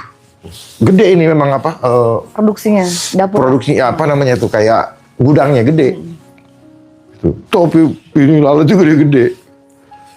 Gitu. Memang kalau kita lihat sudah dikemasin, waduh. Enak lagi. Kan? Dikasih micin lagi. Wah, nggak berasa lah. Nggak berasa. Gitu. Bahkan banyak sambal-sambal yang saya cobain, setelah saya selidiki, enak, nikmat. Micinnya. Jadi warung itu laris karena sambelnya. Gitu. Dan itu merusak tubuh. Dari sambal ke flu ya Pak ya? Tanggapan Bapak mengenai super flu gimana? Super flu. Superman, super. Saya baca guyonan dari netizen. Udah deh, nggak usah nakut-nakutin. Sudah ada ultra flu. Nah, Benar juga tuh ya iya kan? Ada ultra flu. Ultra flu. Jadi sebenarnya begini. Saya tidak suka dengan promosi atau propaganda atau sosialisasi yang mereka lakukan. Sosialisasi lah, propaganda lah, nakut-nakutin, sama namanya. Tunggu, berarti ini bisa dibilang ini adalah propaganda baru? Propaganda. Oke. Ya, itu propaganda. Dan kenapa di sini wujud nyata terlihat bahwa betul-betul mereka-mereka yang mempropagandakan itu boneka. Terserah apa lembaganya. Terus media mau pula. Coba tanya sama media itu, kenapa sih kamu mau? Angka. Ada angka, pinter tuh. Itu. Kenapa dia mau? Jadi betul-betul kita punya mentalitas itu mental kere. Demi uang. Bodoh amat. Saudara seiman, saudara ciptaan Tuhan, makhluk ciptaan Tuhan, kita aniaya perasaannya. Memang dia tidak tusuk pakai pisau. Dia tidak lempar pakai batu. Tapi lewat mind. Lewat pikiran. Yang akan menghancurkan apa? Menurunkan kekebalan sel atau imunitas dia. Ditambah lagi dengan permainan modifikasi cuaca dan chemical trail. Itu menambah gitu. Dan mereka menggunakan air. Menggunakan apa Pak? Air. Gitu. Bisa lebih dielaborasi? Nggak bisa di sini. Oke, nggak bisa. Nggak bisa di sini. Tunggu, air yang kita minum apakah Lebih baik mereka tahunya kita tidak tahu. Oke. Supaya mereka jangan rubah, terusin aja yang itu. Jangan dong, Pak, ntar makin banyak yang sakit. Iya, ya. Jangan rubah, terusin aja. Gitu. Tapi nggak mungkin mereka rubah. Karena yang di sini tuh udah nerima dia punya protap. Yani step-stepnya mereka di sini sudah begitu kan. Yang panitia di sini sudah skripnya itu loh. Jadi kalau mau rubah lagi, bingung lagi dia. Skenarionya berubah lagi. Berubah lagi, gitu. Jadi himbauan dari saya lihat itu Pak Rano Karno, kemarin saya lihat Mas Pram pakai masker di tempat umum dan sebagainya. Sebenarnya kalau boleh saya sarankan Mas Pram dan Mas Rano, yang harus dicari sumber masalahnya, bukan kenapa pakai masker. Tuh ketawa. Lah? Masuk logika kan? Enggak. Masuk logika. Betul dong. Ya? Cari akar masalahnya supaya kita nggak pakai masker. Jangan maskernya yang disuruh. Nanti dagang lagi. Iya. Ultra. Jadi kayak gitu-gitulah maksudnya. Apa ya, sandiwara itu sudah buat rakyat sudah basi. Akhirnya jadi dagelan. Akhirnya terjadilah meme dan sebagainya. hilanglah wibawa. Kalau sudah hilang wibawa, karena tingkat kepercayaan hilang, ya, akhirnya ketika tampil di kamera hanya dianggap apa? Pencitraan. Seolah-olah peduli tapi ada udang di balik batu. Gitu. Karena ini program yang harus dijalankan sebagai tagline Jakartaku menyala. Duh, kalau menyala ya jangan pakai masker, menyala wajahnya menyala, merona, kan gitu. Tapi Itu. apakah ini termasuk dibahas nggak sama Pak Pram waktu ketemu tahun kemarin? Membahas ini nggak? Oh, nggak. Nggak. Jadi Nggak. membahasnya apa Pak? Boleh di-spill nggak? Jakarta menyala, pasang CCTV, ya kan? Transportasi gratis gitu. Untuk beberapa 15 kalau nggak salah 15 jenis pekerjaan. Terus apa lagi? Banjir. Isu globalis nggak? Seperti kayak smart city ataupun ya ini chemtrails Iya, ini. iya, smart city. Saya udah tahu dengan CCTV menjadi proyek di Iya. setiap kelurahan, maka itu berarti mengikuti skrip Jakarta sebagai kota global. Itu skenarionya itu Bapak yang dipanggil apa gimana sih Pak? Atau ceritanya? Ditentukan oleh Bapeda. Oke, jadi Pak, aku pas ngeliat kok Pak Dharma ketemu Pak Pram ada apa nih ya gitu. Penasaran nih, seru banget nih. Ditentukan oleh Bapeda. Kenapa Pak Dharma nih dipanggil gitu? Apakah nanti akan ada kabar baik? Oh enggak, saya nggak dipanggil, saya minta waktu. Oh gitu. Yang terakhir ya. Ya. Yang kedua, saya minta waktu karena saya hanya mau tahu, Bapak tahu tidak?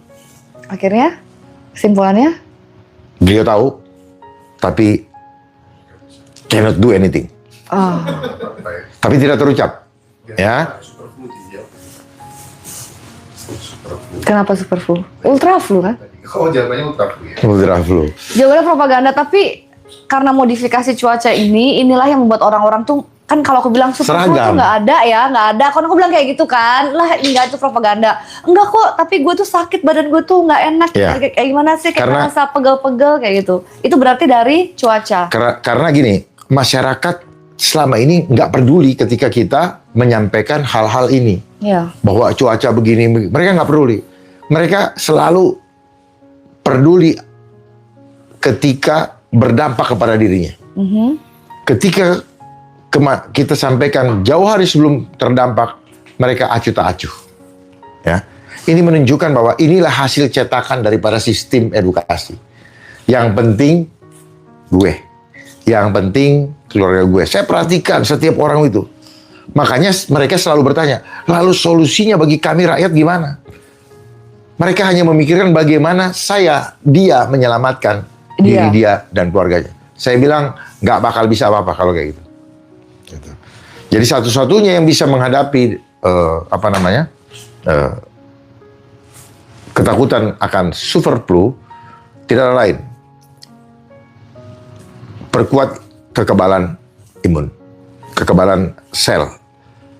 Karena apapun yang akan kita hadapi, percayalah bahwa tubuh kita lebih sakti daripada semua apa yang ada di dunia ini. Pasti.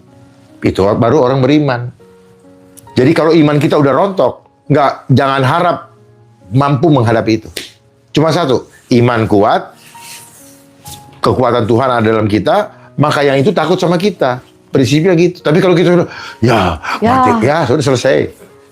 Jadi kuncinya gitu. Disentil dikit langsung, Ya. leot, ya kan? Jadi Itu propaganda. iman kita lah yang ini, terus kemudian kembali ke alam. Karena di alam semua ini sudah Tuhan siapkan. Daun-daunan yang cukup kalian dekatkan ke tubuh. Pagi-pagi lepaskan sepatu, jangan di apartemen terus. Jalan, napak, ya, jangan rumput plastik. Rumput beneran yang langsung ke tanah, atau memang tanah sekalian. Pegang, grounding, pegang itu. Untuk ngecas terus. Kita sendiri yang harus mengupayakan itu. Dan jangan jauh-jauh dari matahari. Persoalannya, Matahari nggak ada Pak. terjadi namanya solar Engineering. solar radiation management. Jadi radiasi sinar matahari yang bagus untuk kehidupan kita, yang merupakan sumber untuk membuat protein, juga kesehatan DNA kita, di mana terjadi senyawa kimia, justru itu dirusak. Yang harusnya untuk kesehatan kita dengan apa? Dengan cloud seeding untuk menahan sinar matahari untuk kesehatan kita. Agenda mereka juga. Oh, agenda mereka juga. Ujung-ujungnya apa? Menuju kepada pengurangan, alasannya apa? Emisi karbon. Sementara karbon adalah hal yang terpenting di dalam menyelenggarakan hidup kita, yang membentuk materi-materi pohon, materinya dari karbon, ini tubuh kita juga karbon dan sebagainya. Itu nanti akan diarahkan ke sana. Alasan ini polusi, padahal mereka sendiri yang bikin polusi, mereka ukur sendiri, besok lihat di aplikasi, kalian lihat sini. Mereka yang bikin, mereka yang nakut-nakutin alat-alat mereka. Gitu. Mereka yang melaksanakan hanya karena takut, karena gaji. Tapi ingat, suatu saat dia akan pensiun, diganti sama orang lain. Yang udah pensiun bilang, gua tahu tuh kerjaan gua dulu kayak begitu-begitu. Jadi seringkali orang baru mulai mau terbuka, mau sadar ketika dia sudah tidak mendapatkan keuntungan.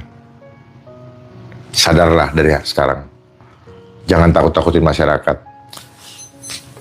Saya kasih tips lagi ya. Setiap ada bencana, pra dan pasca, perhatikan siapa-siapa yang bermain di panitia itu. Lembaga-lembaga mana yang bermain. Mereka memainkan peran sesuai dengan fungsinya masing-masing. Dan semua berperan itu selalu berbasiskan anggaran. Makanya setiap pegawai negeri kinerja berbasis anggaran. Kagak mau kerja kalau belum ada duitnya. Berarti kalau ada isu-isu kayak gini ya, ke depannya kayak super flu, mungkin ultra flu, atau mungkin mega flu gitu ya, apapun itu. Jadi masyarakat sebaiknya yang penting pintar. Pertama tenang dulu. Sadari bahwa tubuhmu adalah bait Allah. Punya kekuatan yang luar biasa. Gak perlu cari pertolongan keluar. Persoalannya selama ini karena jiwa kosong, selalu nyari pertolongan keluar. Nyarinya bukan minta pertolongan kepada Tuhan yang ada dalam dirimu. Malah kau pergi ke RS. Rumah setan. Gitu. Ya. Iya, udah ditunggu dengan ular. Iya, logonya ular soalnya. Iya, logonya aja ular. makanya sadari. Mungkin ini kayak lucu-lucuan, tapi trust me, ini it's kind of business. Ini hanya berupa bisnis, bukan sungguh-sungguh healthcare, tetapi health industry. Ini semua permainan daripada health industry. Siapa yang menangguk nanti? Farmasi. Jadi kalau mau bisnis saya kasih tahu, main di komputer, main di farmasi. Nah itu yang nanti akan kaya. Ayo, siapa yang mau cuan. di sini? Tapi saya tidak mau ikut-ikutan di situ karena apa? Itu bisnis berdarah. Silakan saja menikmati. Iya. Akhirnya nanti kena tulah dengan saudara-saudaramu yang menerima itu semua. Ya, kita lihat saja. Waktu itu ada seorang kepala lembaga yang memproklamirkan vaksin. Ternyata dia duluan dipanggil Tuhan. Ya, jenderal. Ya, jenderal.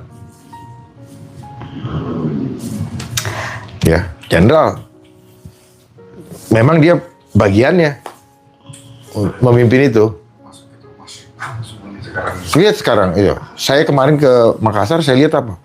Di Pantai Losari itu ada rumah sakit yang dulunya harus jadi hotel, terus oleh bagian apa tuh Kemenkes daerahnya, rumah sakit mewah dengan segala peralatan begini-begini. Jadi orang itu menyerahkan imannya kepada benda-benda duniawi untuk menolong dia. Apa nggak kehilangan iman? Ya, tapi dengan catatan, Wani Piro, bayar dulu. Itulah kenapa mereka ada program BPJS supaya paksa menarik hati untuk supaya datang ke sana. Ini murah. Iya murah karena kau punya harga diri murah. Jadi murah, kelihatannya murah dalam hal ini ya. Tetapi orang yang kayak begitu, apakah dia lebih baik? Nah, perlakuannya pun tidak baik. Hasilnya pun tidak baik. Karena segala sesuatu yang berbicara intervensi kimia, hasilnya tidak baik. Kimia sintetis itu berasal dari minyak Petroleum. Pepatah berkata, air dengan minyak tidak bisa bersatu. Ketika dia bersatu, maka dia akan menjaring sisa-sisa makanan yang akan menjadi plak di dalam kapiler. Terjadi sumbatan, dibilang kental darahnya, lalu disuruh makan pencair darah sampai Tuhan memanggil. Itulah kenapa bisa terjadi pecah pembuluh darah, karena dikasih minyak, banyak minyak. Jadi dia melar gitu, kayak karet gelang. Pernah kan ditaruh di minyak tanah? Aku dulu suka main-main cepu. Wih, panjang. Ya, itu prinsipnya. Ini bicara prinsip. Menurut keyakinan saya, jangan pakai teori-teori ya. Teori-teori juga cuma bicara di buku, begitu hilang bukunya bingung dia. Berarti bisa bilang bullshit dong gitu. Semuanya bullshit semua. Mereka bermain setengah matang. Tak begini, tetapi eksekusinya nggak ada. Contoh, tiba-tiba cuplek. Yang dia bisa lakukan apa? Serangan jantung. Tanyain, dari mana sumbernya? Gitu. Ya jantungnya berhenti, dadakan, kan gitu. Ya gini, padahal apa? Disantet, dia nggak tahu. Gitu. Serangan jantung seperti itu. Dari situ saya tahu, oh mereka memang nggak diajarin itu. Mereka taunya apa? Ini namanya dengan segala istilah Latin, ya kan? Semua sains itu pakai bahasa Latin lah. Nah, Latin dari mana? Berasal dari Lazio, dari Italia Tengah, yang ada di Roma. Itu makanya semua bahasa-bahasa Latin itu untuk menyeragamkan supaya kelihatan keren. Banyak yang tanya respon Jenderal tentang Panji gimana? Sabar. Bukan itu mereka. Mas ini yang dari tadi nanya. Iya. Sabar. Itu terakhir Pamungkas, itu terakhir memang. Sabar ya netizen ya. Sampai lucu-lucuan kita. Ada 2 pertanyaan lagi nih ya, Pak. Kemarin kan sempat ada teror yang menimpa beberapa influencer ya kan. Apakah Bapak menerima teror yang sama? Saya? Apakah juga mengalami hal yang sama seperti itu? Kasih tahu nggak ya? Kasih tahu dong Pak. Kasih tahu dong Pak. Jangan. Hah? Jangan kasih tahu. Kalau saya aja takut, gimana orang yang dengerin? Nah itu loh. Bapak aja takut. Jadi kalau saya takut, bagaimana kalian berani? Jadi ya sudahlah. Ya, what will be, kesera-sera, serahkan kepada Tuhan. Sebelum Tuhan memanggil saya, maka saya tidak akan berpulang dari dunia ini. Itu saja. Itulah kenapa saya Tangguh banget Bapak. waktu ini dengan Mary Riana, dan bukan di mana-mana aja, mau disuruh di mana, saking gemesnya, nih lo lihat nih, gini. Tapi dipakai ya karena balik lagi tuh ke mensreanya Panji yang sekarang lagi happening banget nih, lagi hype banget gitu. Gimana tanggapan Bapak setelah dibuat guyon oleh Panji seperti itu? Senang karena apa? Saya ditaruh di depan.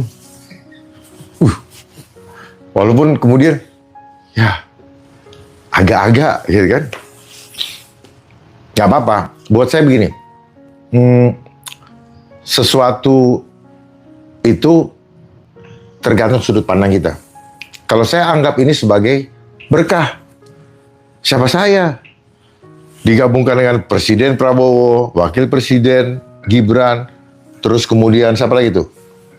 Pak Jokowi, terus Ibu, ya kan?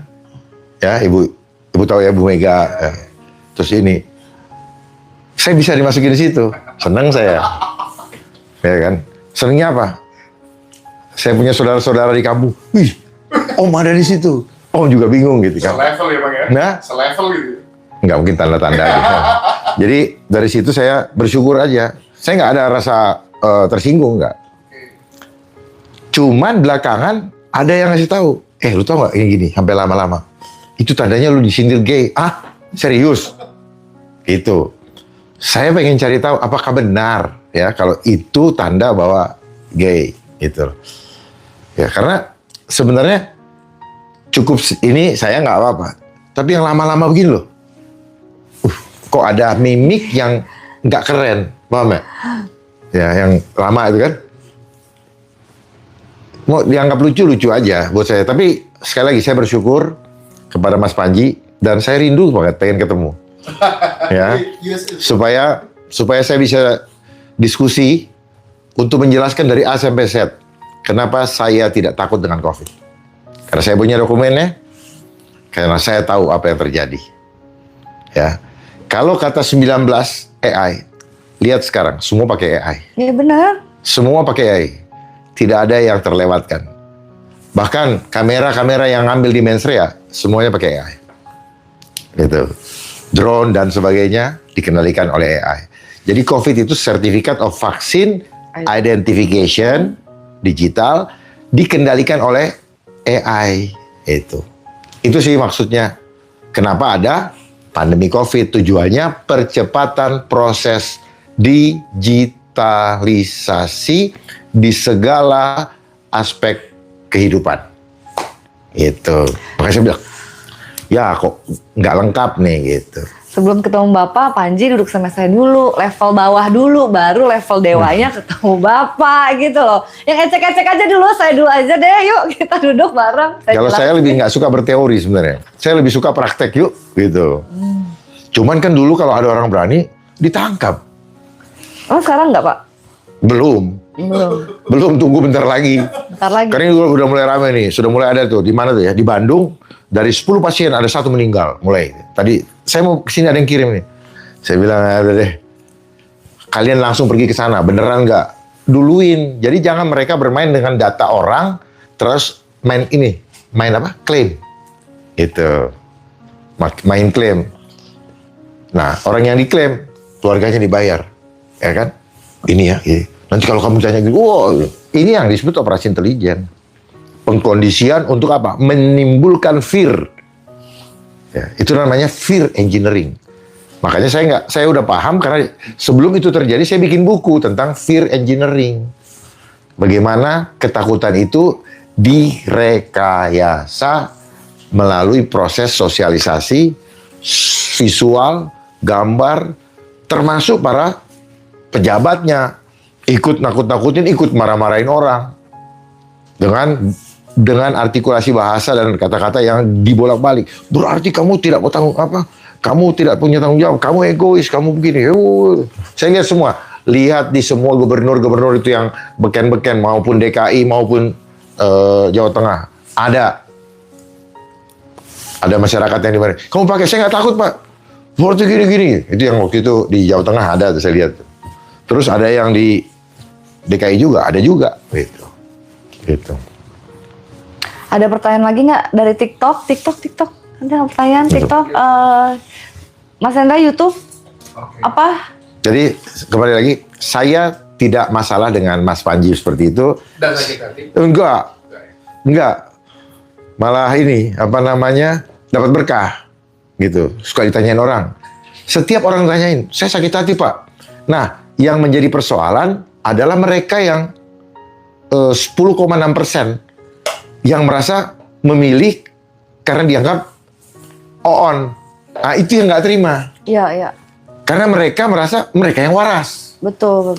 Ini sekarang saya tidak bisa melarang kapasitas melarang atau menyuruh. Betul. Itu hak demokrasi mereka. Nah, ini yang perlu diketahui bahwa kalau saya nggak ada masalah. Saya cuma senang apa? Yuk kita diskusi terbuka. Ada yang tanya lucu ini Pak? Hah? Terkait Panji. Ya, enggak. Yuk kita diskusi terbuka dengan Mas Panji. Oke. Bicara apa aja, saya senang. Kalau saya kurang mampu, saya mendapatkan tambahan wawasan. Supaya suatu saat kalau kita bergabung, kita selamatkan Indonesia. Supaya jangan pernah hilang kedaulatannya. Dan mari sama-sama, jangan menjadi antek-antek asing. Sama-sama dengan saya. Pandangan Gitu. dan dampak US mencaplok Greenland, dampak untuk Indonesia apa Pak? Aduh, kenapa sih semua pada mikirin negara lain? Pikirin aja yang dilaksanakan oleh pemerintah kita. Ini, kenapa saya seringkali malas mau bicara gitu? Ini manusia, orang-orang ini berpikir parsial gitu. Padahal segala sesuatu yang terjadi ini ada benang merahnya. Saya ajarin ya, cara memahami persoalan, jahit benang merah, maka kalian akan melihat polanya. Selesai. Itulah kenapa ada dulu namanya pelajaran bukan permainan namanya? Puzzle. Gitu. Kalau rekan-rekan menganggap saya cocokologi, dulu ada namanya permainan scramble. Ya, kita diajarin dipisah-pisahin terus sudah itu disuruh iniin.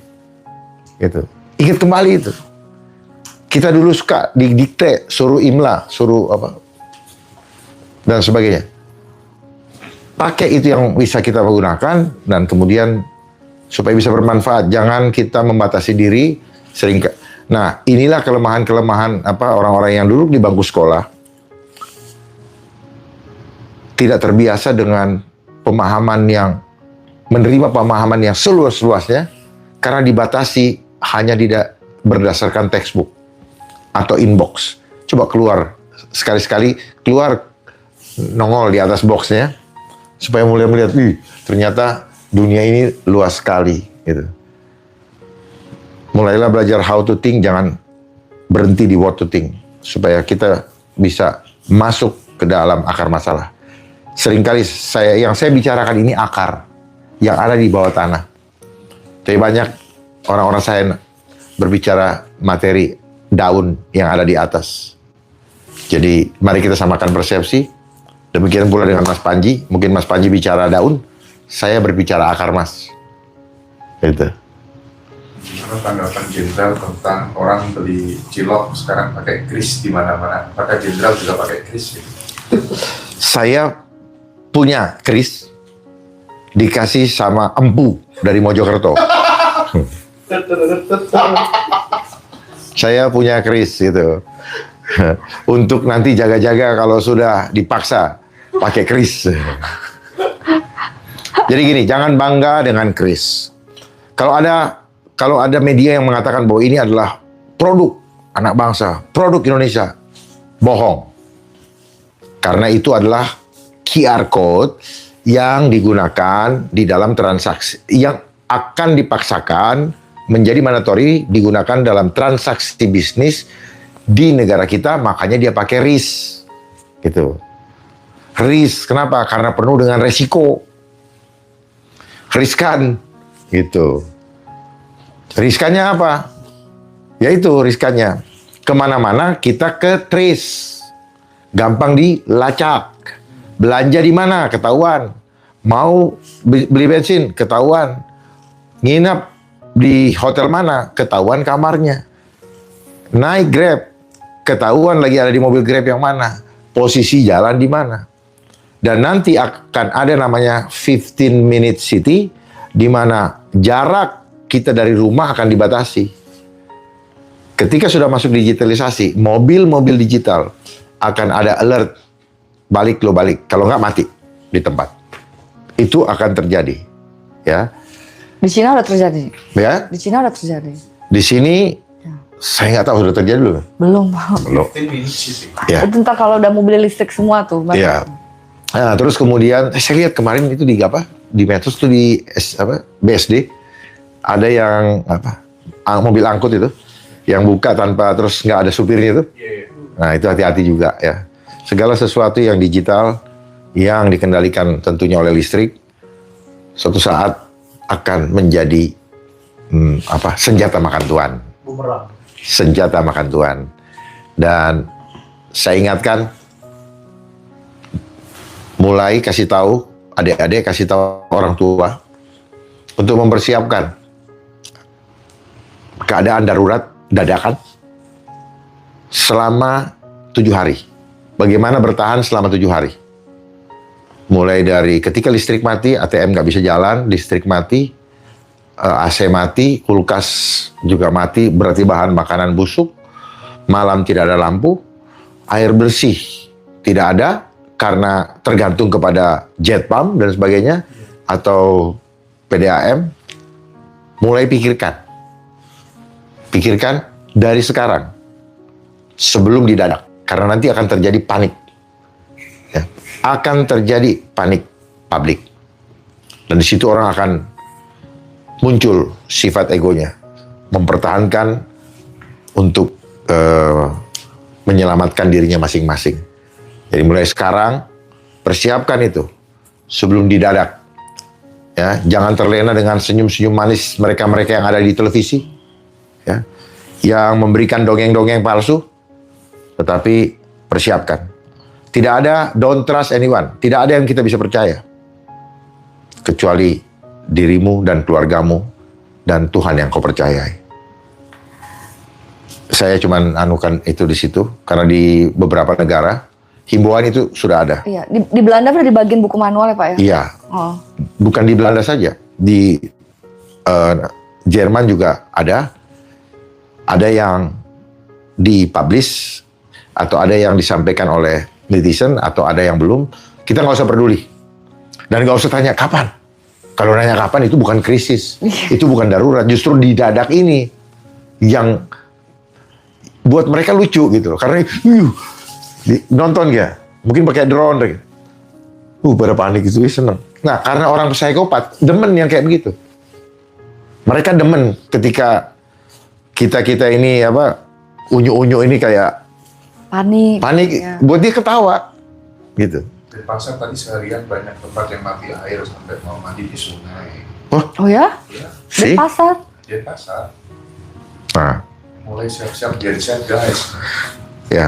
ya entah genset kah, entah solar guard kah, ya solar panel kah.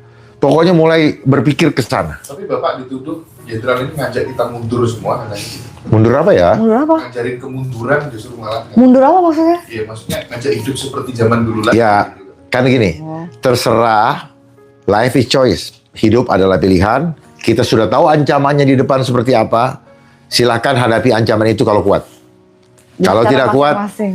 ya, inilah kelemahan orang yang dicucu hidungnya mengikuti perkembangan modernisasi. Ingat ya adik-adik, modern itu apa? Mode era nation.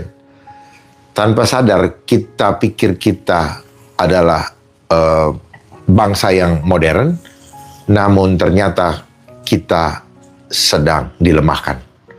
Karena apa? Karena krisis menciptakan ketergantungan. Yang berpikir seperti tadi, berarti jiwanya adalah jiwa sudah diperbudak. Tidak mampu keluar. Karena sudah berada di comfort zone. Zona nyaman. Takut gitu. Itulah yang terjadi dengan sistem ini. Dia manjakan, krisis dikasih, diberi persyaratan dengan kebijakan baru. Lu mau lanjut hidup? Ikuti protokol setan yang akan terjadi. Gitu. Ada lagi? Apa nih? Tadi yang kamu bilang terlucu apa? Pertanyaannya. Panji, terkait Panji. Oh udah tadi ya, udah dijawab ya. Aman ya, semua dijawab ya. Saya rasa sudah, semuanya sudah terwakili ya kan. Ada lagi? Ada lagi? Jenderal ini kan teman baiknya Pastor Daud Todi katanya.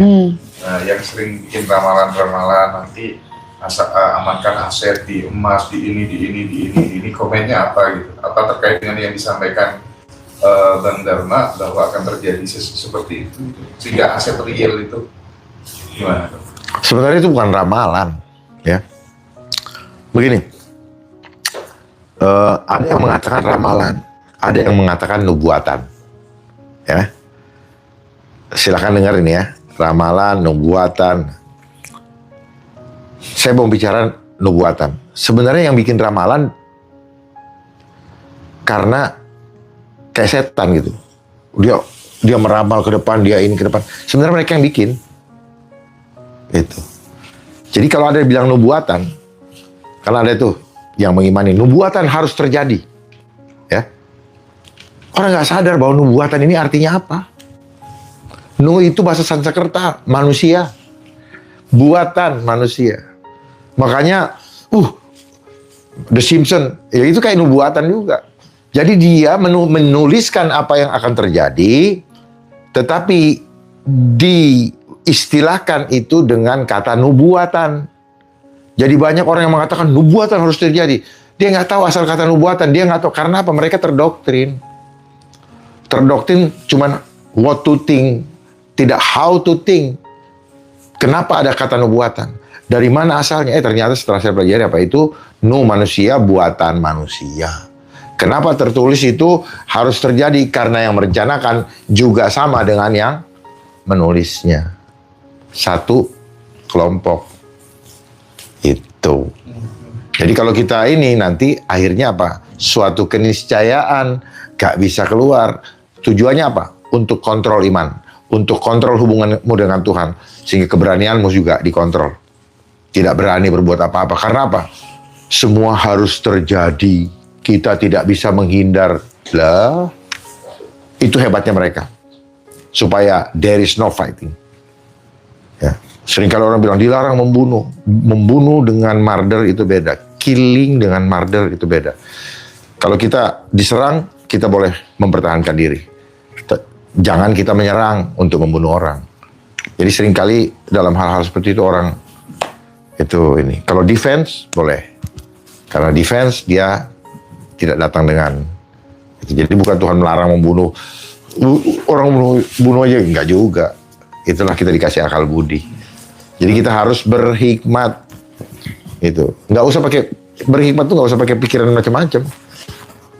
Begitu hatinya penuh mengenal jati diri, kesadaran bangkit, semuanya akan berubah. Gitu. Memandang kehidupan juga berubah. Ya. Hidup nggak melulu pengen pikir makan. Besok nonton yuk, kita nanti makan di restoran mana yuk. Nggak lagi gitu, nggak. Gitu. Justru apalagi yang mau dikerjakan. Ya, kenapa itu orang susah? Akhirnya kita banyak bisa melihat. Kenapa dia susah? Oh ternyata dia susah dibikin susah. Kenapa ada orang miskin? Oh ternyata dia miskin karena diklasifikasikan sebagai orang miskin. Untuk mengklasifikasikan orang miskin, dia dibikin tidak punya pekerjaan. Gitu. Untuk dijadikan klasifikasi dia adalah narapidana atau orang-orang penjahat, kriminal, maka persulit cara dia mendapatkan kehidupan dia. Lalu ketika ditangkap polisi, dia dibilang kriminal. Sistem menciptakan seperti itu semua. Nggak ada sesuatu yang aneh. Gitu. Jadi kalau kita sudah hidup sekian lama, nggak paham dengan rahasia, dengan hal-hal seperti itu, berarti kesadaran kita belum bangkit. Tapi kalau sudah, mau jalan kaki, mau naik motor, mau naik mobil murah, tidak perlu mobil ini, sama aja. Karena value-nya ada dalam diri kamu. Bang Dharma, kalau yang di Dubai itu sekarang kan udah mulai ionisasi awan gitu ya, yang pakai drone gitu. Lihat di medsos ya? Ya, perang ke depan ini berarti kan cuaca dan air gitu ya. Memang geoengineering pusatnya sih. Geoengineering adalah cara mengambil alih kekuasaan dunia by system. Itu. Karena dari situ mereka bisa menciptakan ketidakpastian supaya mereka mudah mengontrol manusia. Manusia dasar takut mati, akhirnya kalau setiap ada bencana, ini terus.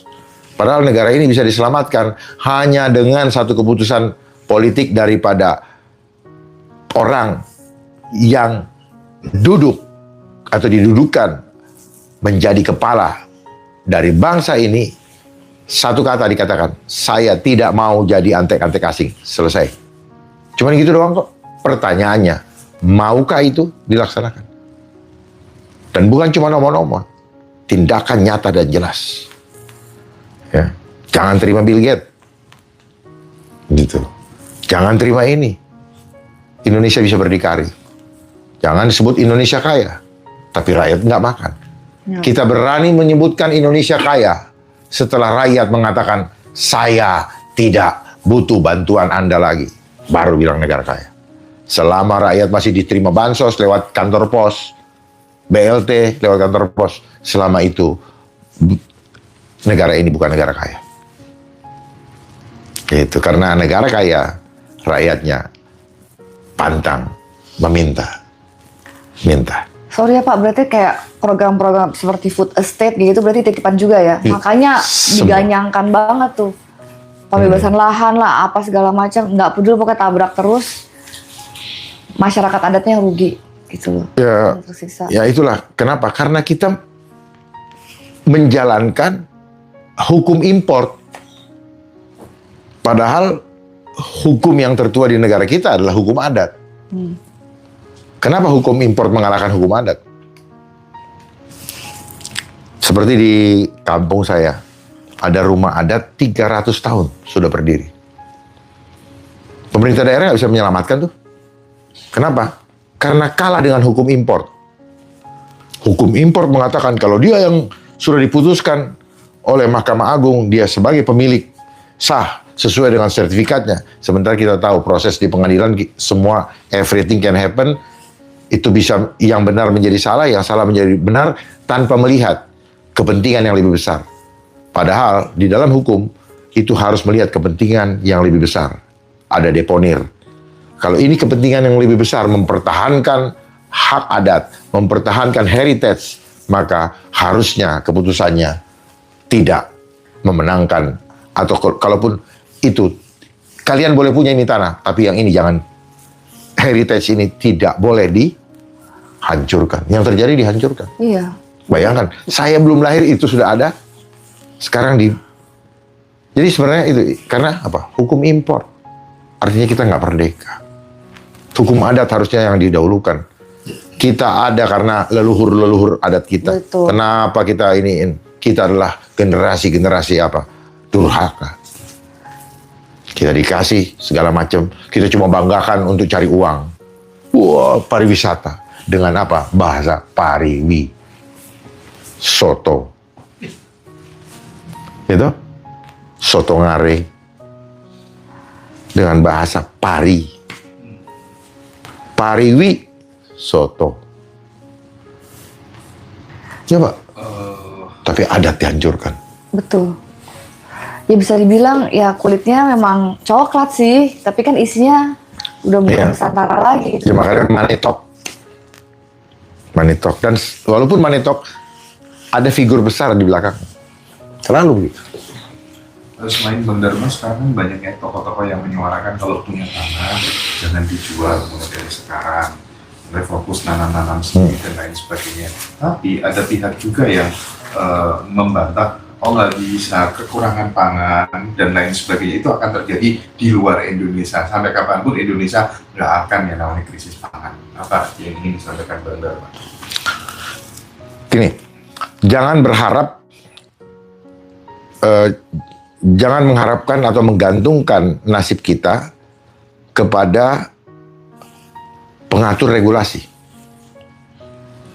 Karena pengatur regulasi ini berprinsip kepada hukum dagang.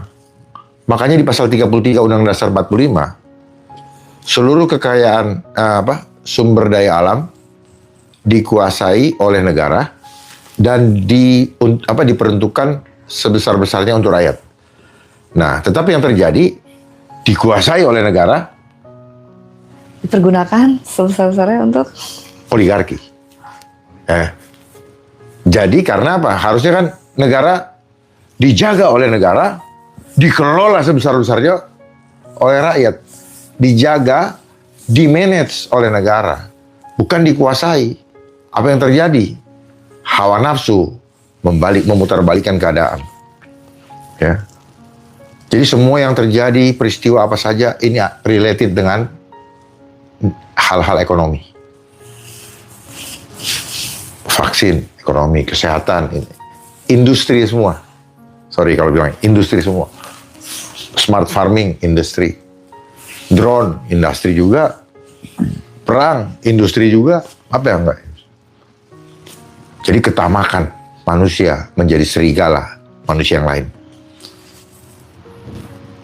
Coba sesama manusia saling bunuh, saling senggol, saling menista dan sebagainya. Profesi yang ada, orang hukum makan uangnya insinyur, makan uangnya dokter. Dokter begitu dia makan juga ini. Jadi semua saling itu. Ngerti maksud saya? Gitu. Yang insinyur mau bikin rumah, makan juga uangnya dokter, makan juga uangnya polisi atau ekonom. Gitu. Lari ke bank, dia hajar juga ini. Jadi kita akhirnya saling apa? Saling makan, bos. Sadar nggak? Tapi orang yang dangkal berpikirnya, kan memang harus begitu. Seolah-olah inilah kehidupan sosial. Iya betul. Tetapi yang terjadi adalah karakter-karakter apa? Yang saling serigala berbulu domba. Itu. Kelihatannya baik, tetapi hati yang busuk inilah yang menjadi serigala. Kenapa? Karena disuruh mengejar eksistensi diri. Menabunglah untuk hari tua. Itulah yang membuat orang tuh kalap. Membabi buta, bingung menghadapi hari tua. Justru karena ketakutan menghadapi hari tua, mengingat tabungannya sedikit, akhirnya membabi buta selama masih muda. Kehilanganlah jati dirinya. Chef, kapan hari itu kan Bapak itu kan memberikan pesan langsung gitu kepada Abu Bayar gitu ya. Nah, kita ini kan cinta sama polisi, Chef. Barangkali Bang Dharma bisa memberikan pesan kepada Prof. Jimmy dan Prof. Mahfud gitu ya tentang itu, monggo Bang. Kita supaya aduh gimana ya, kita pengen punya polisi yang baik, sistem yang baik. Mas Hendra, kalau saya ngasih pesan sama Prof. Mahfud itu, percuma. Beliau juga tahu bahwa apa yang beliau lakukan juga cuman retorika, gitu loh, ya. Jadi saya termasuk yang malas membuang-buang energi, sementara yang sedang berperan saja juga tahu kalau dirinya tidak bisa berbuat apa-apa. Apalagi kita mau harapkan. Makanya tadi kan saya udah pancing. Beliau-beliau yang dulu gerakan apa itu? Nurani Bangsa. Gak ngejar. Iki piye togo gak jalan. Kemana? Agama itu iya. Kok gak jalan? Mbak Yeni kemana? Iya. Harusnya kan tagih. Kalau dari situ aja diem, yang sono ya. Kan ini kan kayak ini nih. Teng. Di sini nggak itu. Apa ya? Iya. Drama kan. Akhirnya dari mulai bulan Agustus sampai Desember selesai. Dadah. Atau mungkin tertutupi karena bencana mungkin Bang? Enggak juga. Buktinya ijazah nggak tertutup-tutup itu. Jadi mainan. Itu.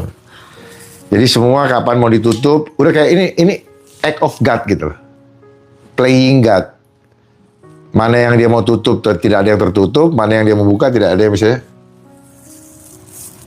menutup. Kalau dia sudah membuka, tidak ada yang bisa menutup. Kalau dia sudah menutup, tidak ada yang bisa membuka. Inilah playing God. Act of God. Jadi segala sesuatu bencana selalu dihubungkan ini. Karena banyak yang tidak paham bagaimana permainan eksternal energi mekanisme yang didorong oleh suatu mesin raksasa. Jadi kalau bilang laut panas, panas itu adalah energi. Ya. Tidak mungkin dia meningkat panasnya tanpa ada dorongan, ada void. Nah, ininya keluar kan? Uapnya. Ya. Makin tinggi, beluang. Apa tanggapan Bapak tentang mensrea? Lah udah tadi. Gak apa-apa. Mensrea? Oh tadi udah. Tadi udah. Yang mananya ya? Coba spesifik. Yang mengenai Bapak lah tadi. Sudah dijawab tadi. Ini orang lain kali? Iya, baru gabung ya. Udah dijawab tadi. Apa tanggapan Bapak tentang KUHP dan KUHP yang sekarang? Nah. Yang pasti tujuannya kemana kita harus tahu bersama. Totalitarian state. Negara totaliter. Terlepas dari banyak sekali argumen-argumen yang disampaikan. Tetapi kenapa dia muncul di 2025? Kenapa yang lalu-lalu tidak mau? Karena belum waktunya untuk dia main. Nah, dan prosesnya sangat-sangat tidak transparan. Banyak pengaduan di mana yang ditampilkan draftnya apa, yang keluar apa. Demikian pula dengan KUHP-nya. Jadi ya sudah, sekarang semua tidak berjalan tanpa pesanan. Itu aja. Sejak reformasi ke sini, semua undang-undang berjalan 100% karena ada hitungan-hitungannya. Itu. kelihatannya untuk baik, makanya apalagi kalau dia cepat, berarti dorongannya, energinya, energi drinknya begitu besar. Urgensinya apa? Gitu. Iya. Jadi selalu lihat siapa yang diuntungkan. Selalu di situ. Siapa yang diuntungkan dan siapa yang dirugikan. Yang pasti yang selalu dirugikan menjadi objek penderita dan jumlahnya banyak. Yaitu kita. Gitu. Makanya tidak boleh mengkritik, ya, menghina, mengkritik, ini bisa diplesetin nih, pasal karet. Dan tidak boleh lagi menyebut lembaga, nama lembaga negara. Kalau dulu saya suka nyebutin, saya sekarang harus gunakan kata mereka. Gitu. Dan herannya ketika waktu tahun yang kapan, tidak apa-apa mengkritik di undang-undang IT kan, kok sekarang muncul lagi di KUHP. Ya sudah, sekarang cuma satu, kita jangan hanya punya pengetahuan tapi tanpa bertindak. Kalau memang punya passion di dunia politik, mulailah peduli dengan politik. Karena apa? Jangan apatis, karena politik menentukan semua aspek kehidupan, kesehatan, pendidikan, semua related sama politik. Ekonomi politik, apa yang tidak politik? Air aja politik. Gitu. Mau nikah aja politik. Harus divaksin dulu baru dikasih surat KUA dan sebagainya. Politik. Jadi semua politik. Oleh sebab itu, meleklah politik supaya paham kedalamannya. Jangan biarkan orang-orang jahat memegang peran di bangsa ini. Ambil tekad, bersiap untuk 2029, kesempatan adik-adik untuk mengembalikan kedaulatan dan merebut kembali yang masih tersisa beserta sumber daya alam yang masih tersisa ada di tangan adik-adik sekalian. Tanpa kekompakan, mustahil itu akan terjadi. Nantikan seorang yang menjadi ratu adil atau satrio peningit yang akan membebaskan Indonesia. Semoga salah satu daripada adik-adik sekalian.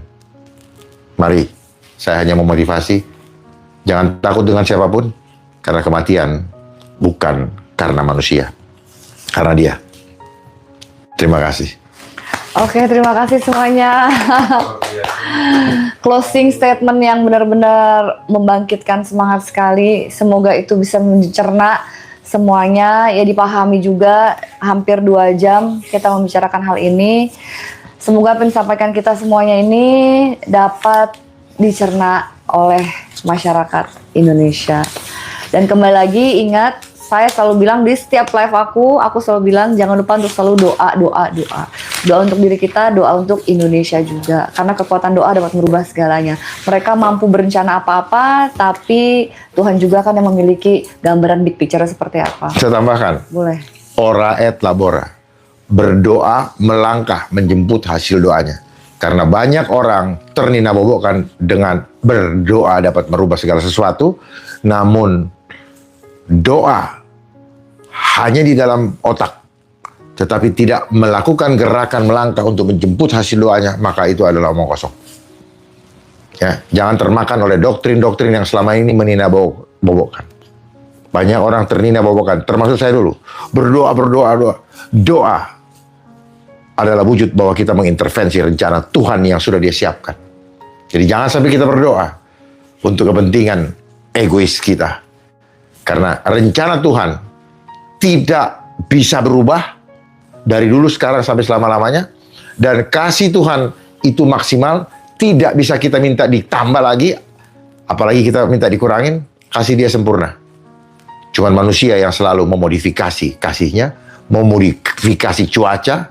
Manusia berdosa karena memodifikasi semua mekanisme alam semesta yang Tuhan sudah siapkan secara otomatis. Jadi mereka-mereka yang memodifikasi cuaca adalah manusia-manusia yang jahat. Hentikan program modifikasi cuaca. Karena itu adalah program iblis yang merubah fitrah, merubah mekanisme otomatis dari alam semesta.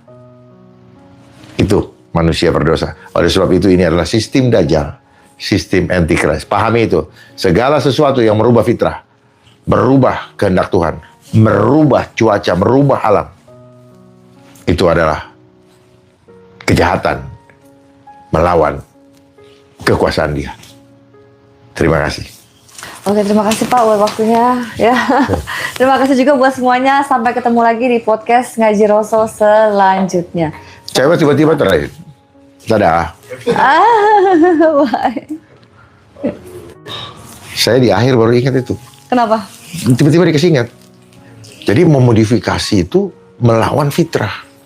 Oh iya. Betul. Itu yang pesan buat adik-adik itu, terang semuanya. Itu memodifikasi itu.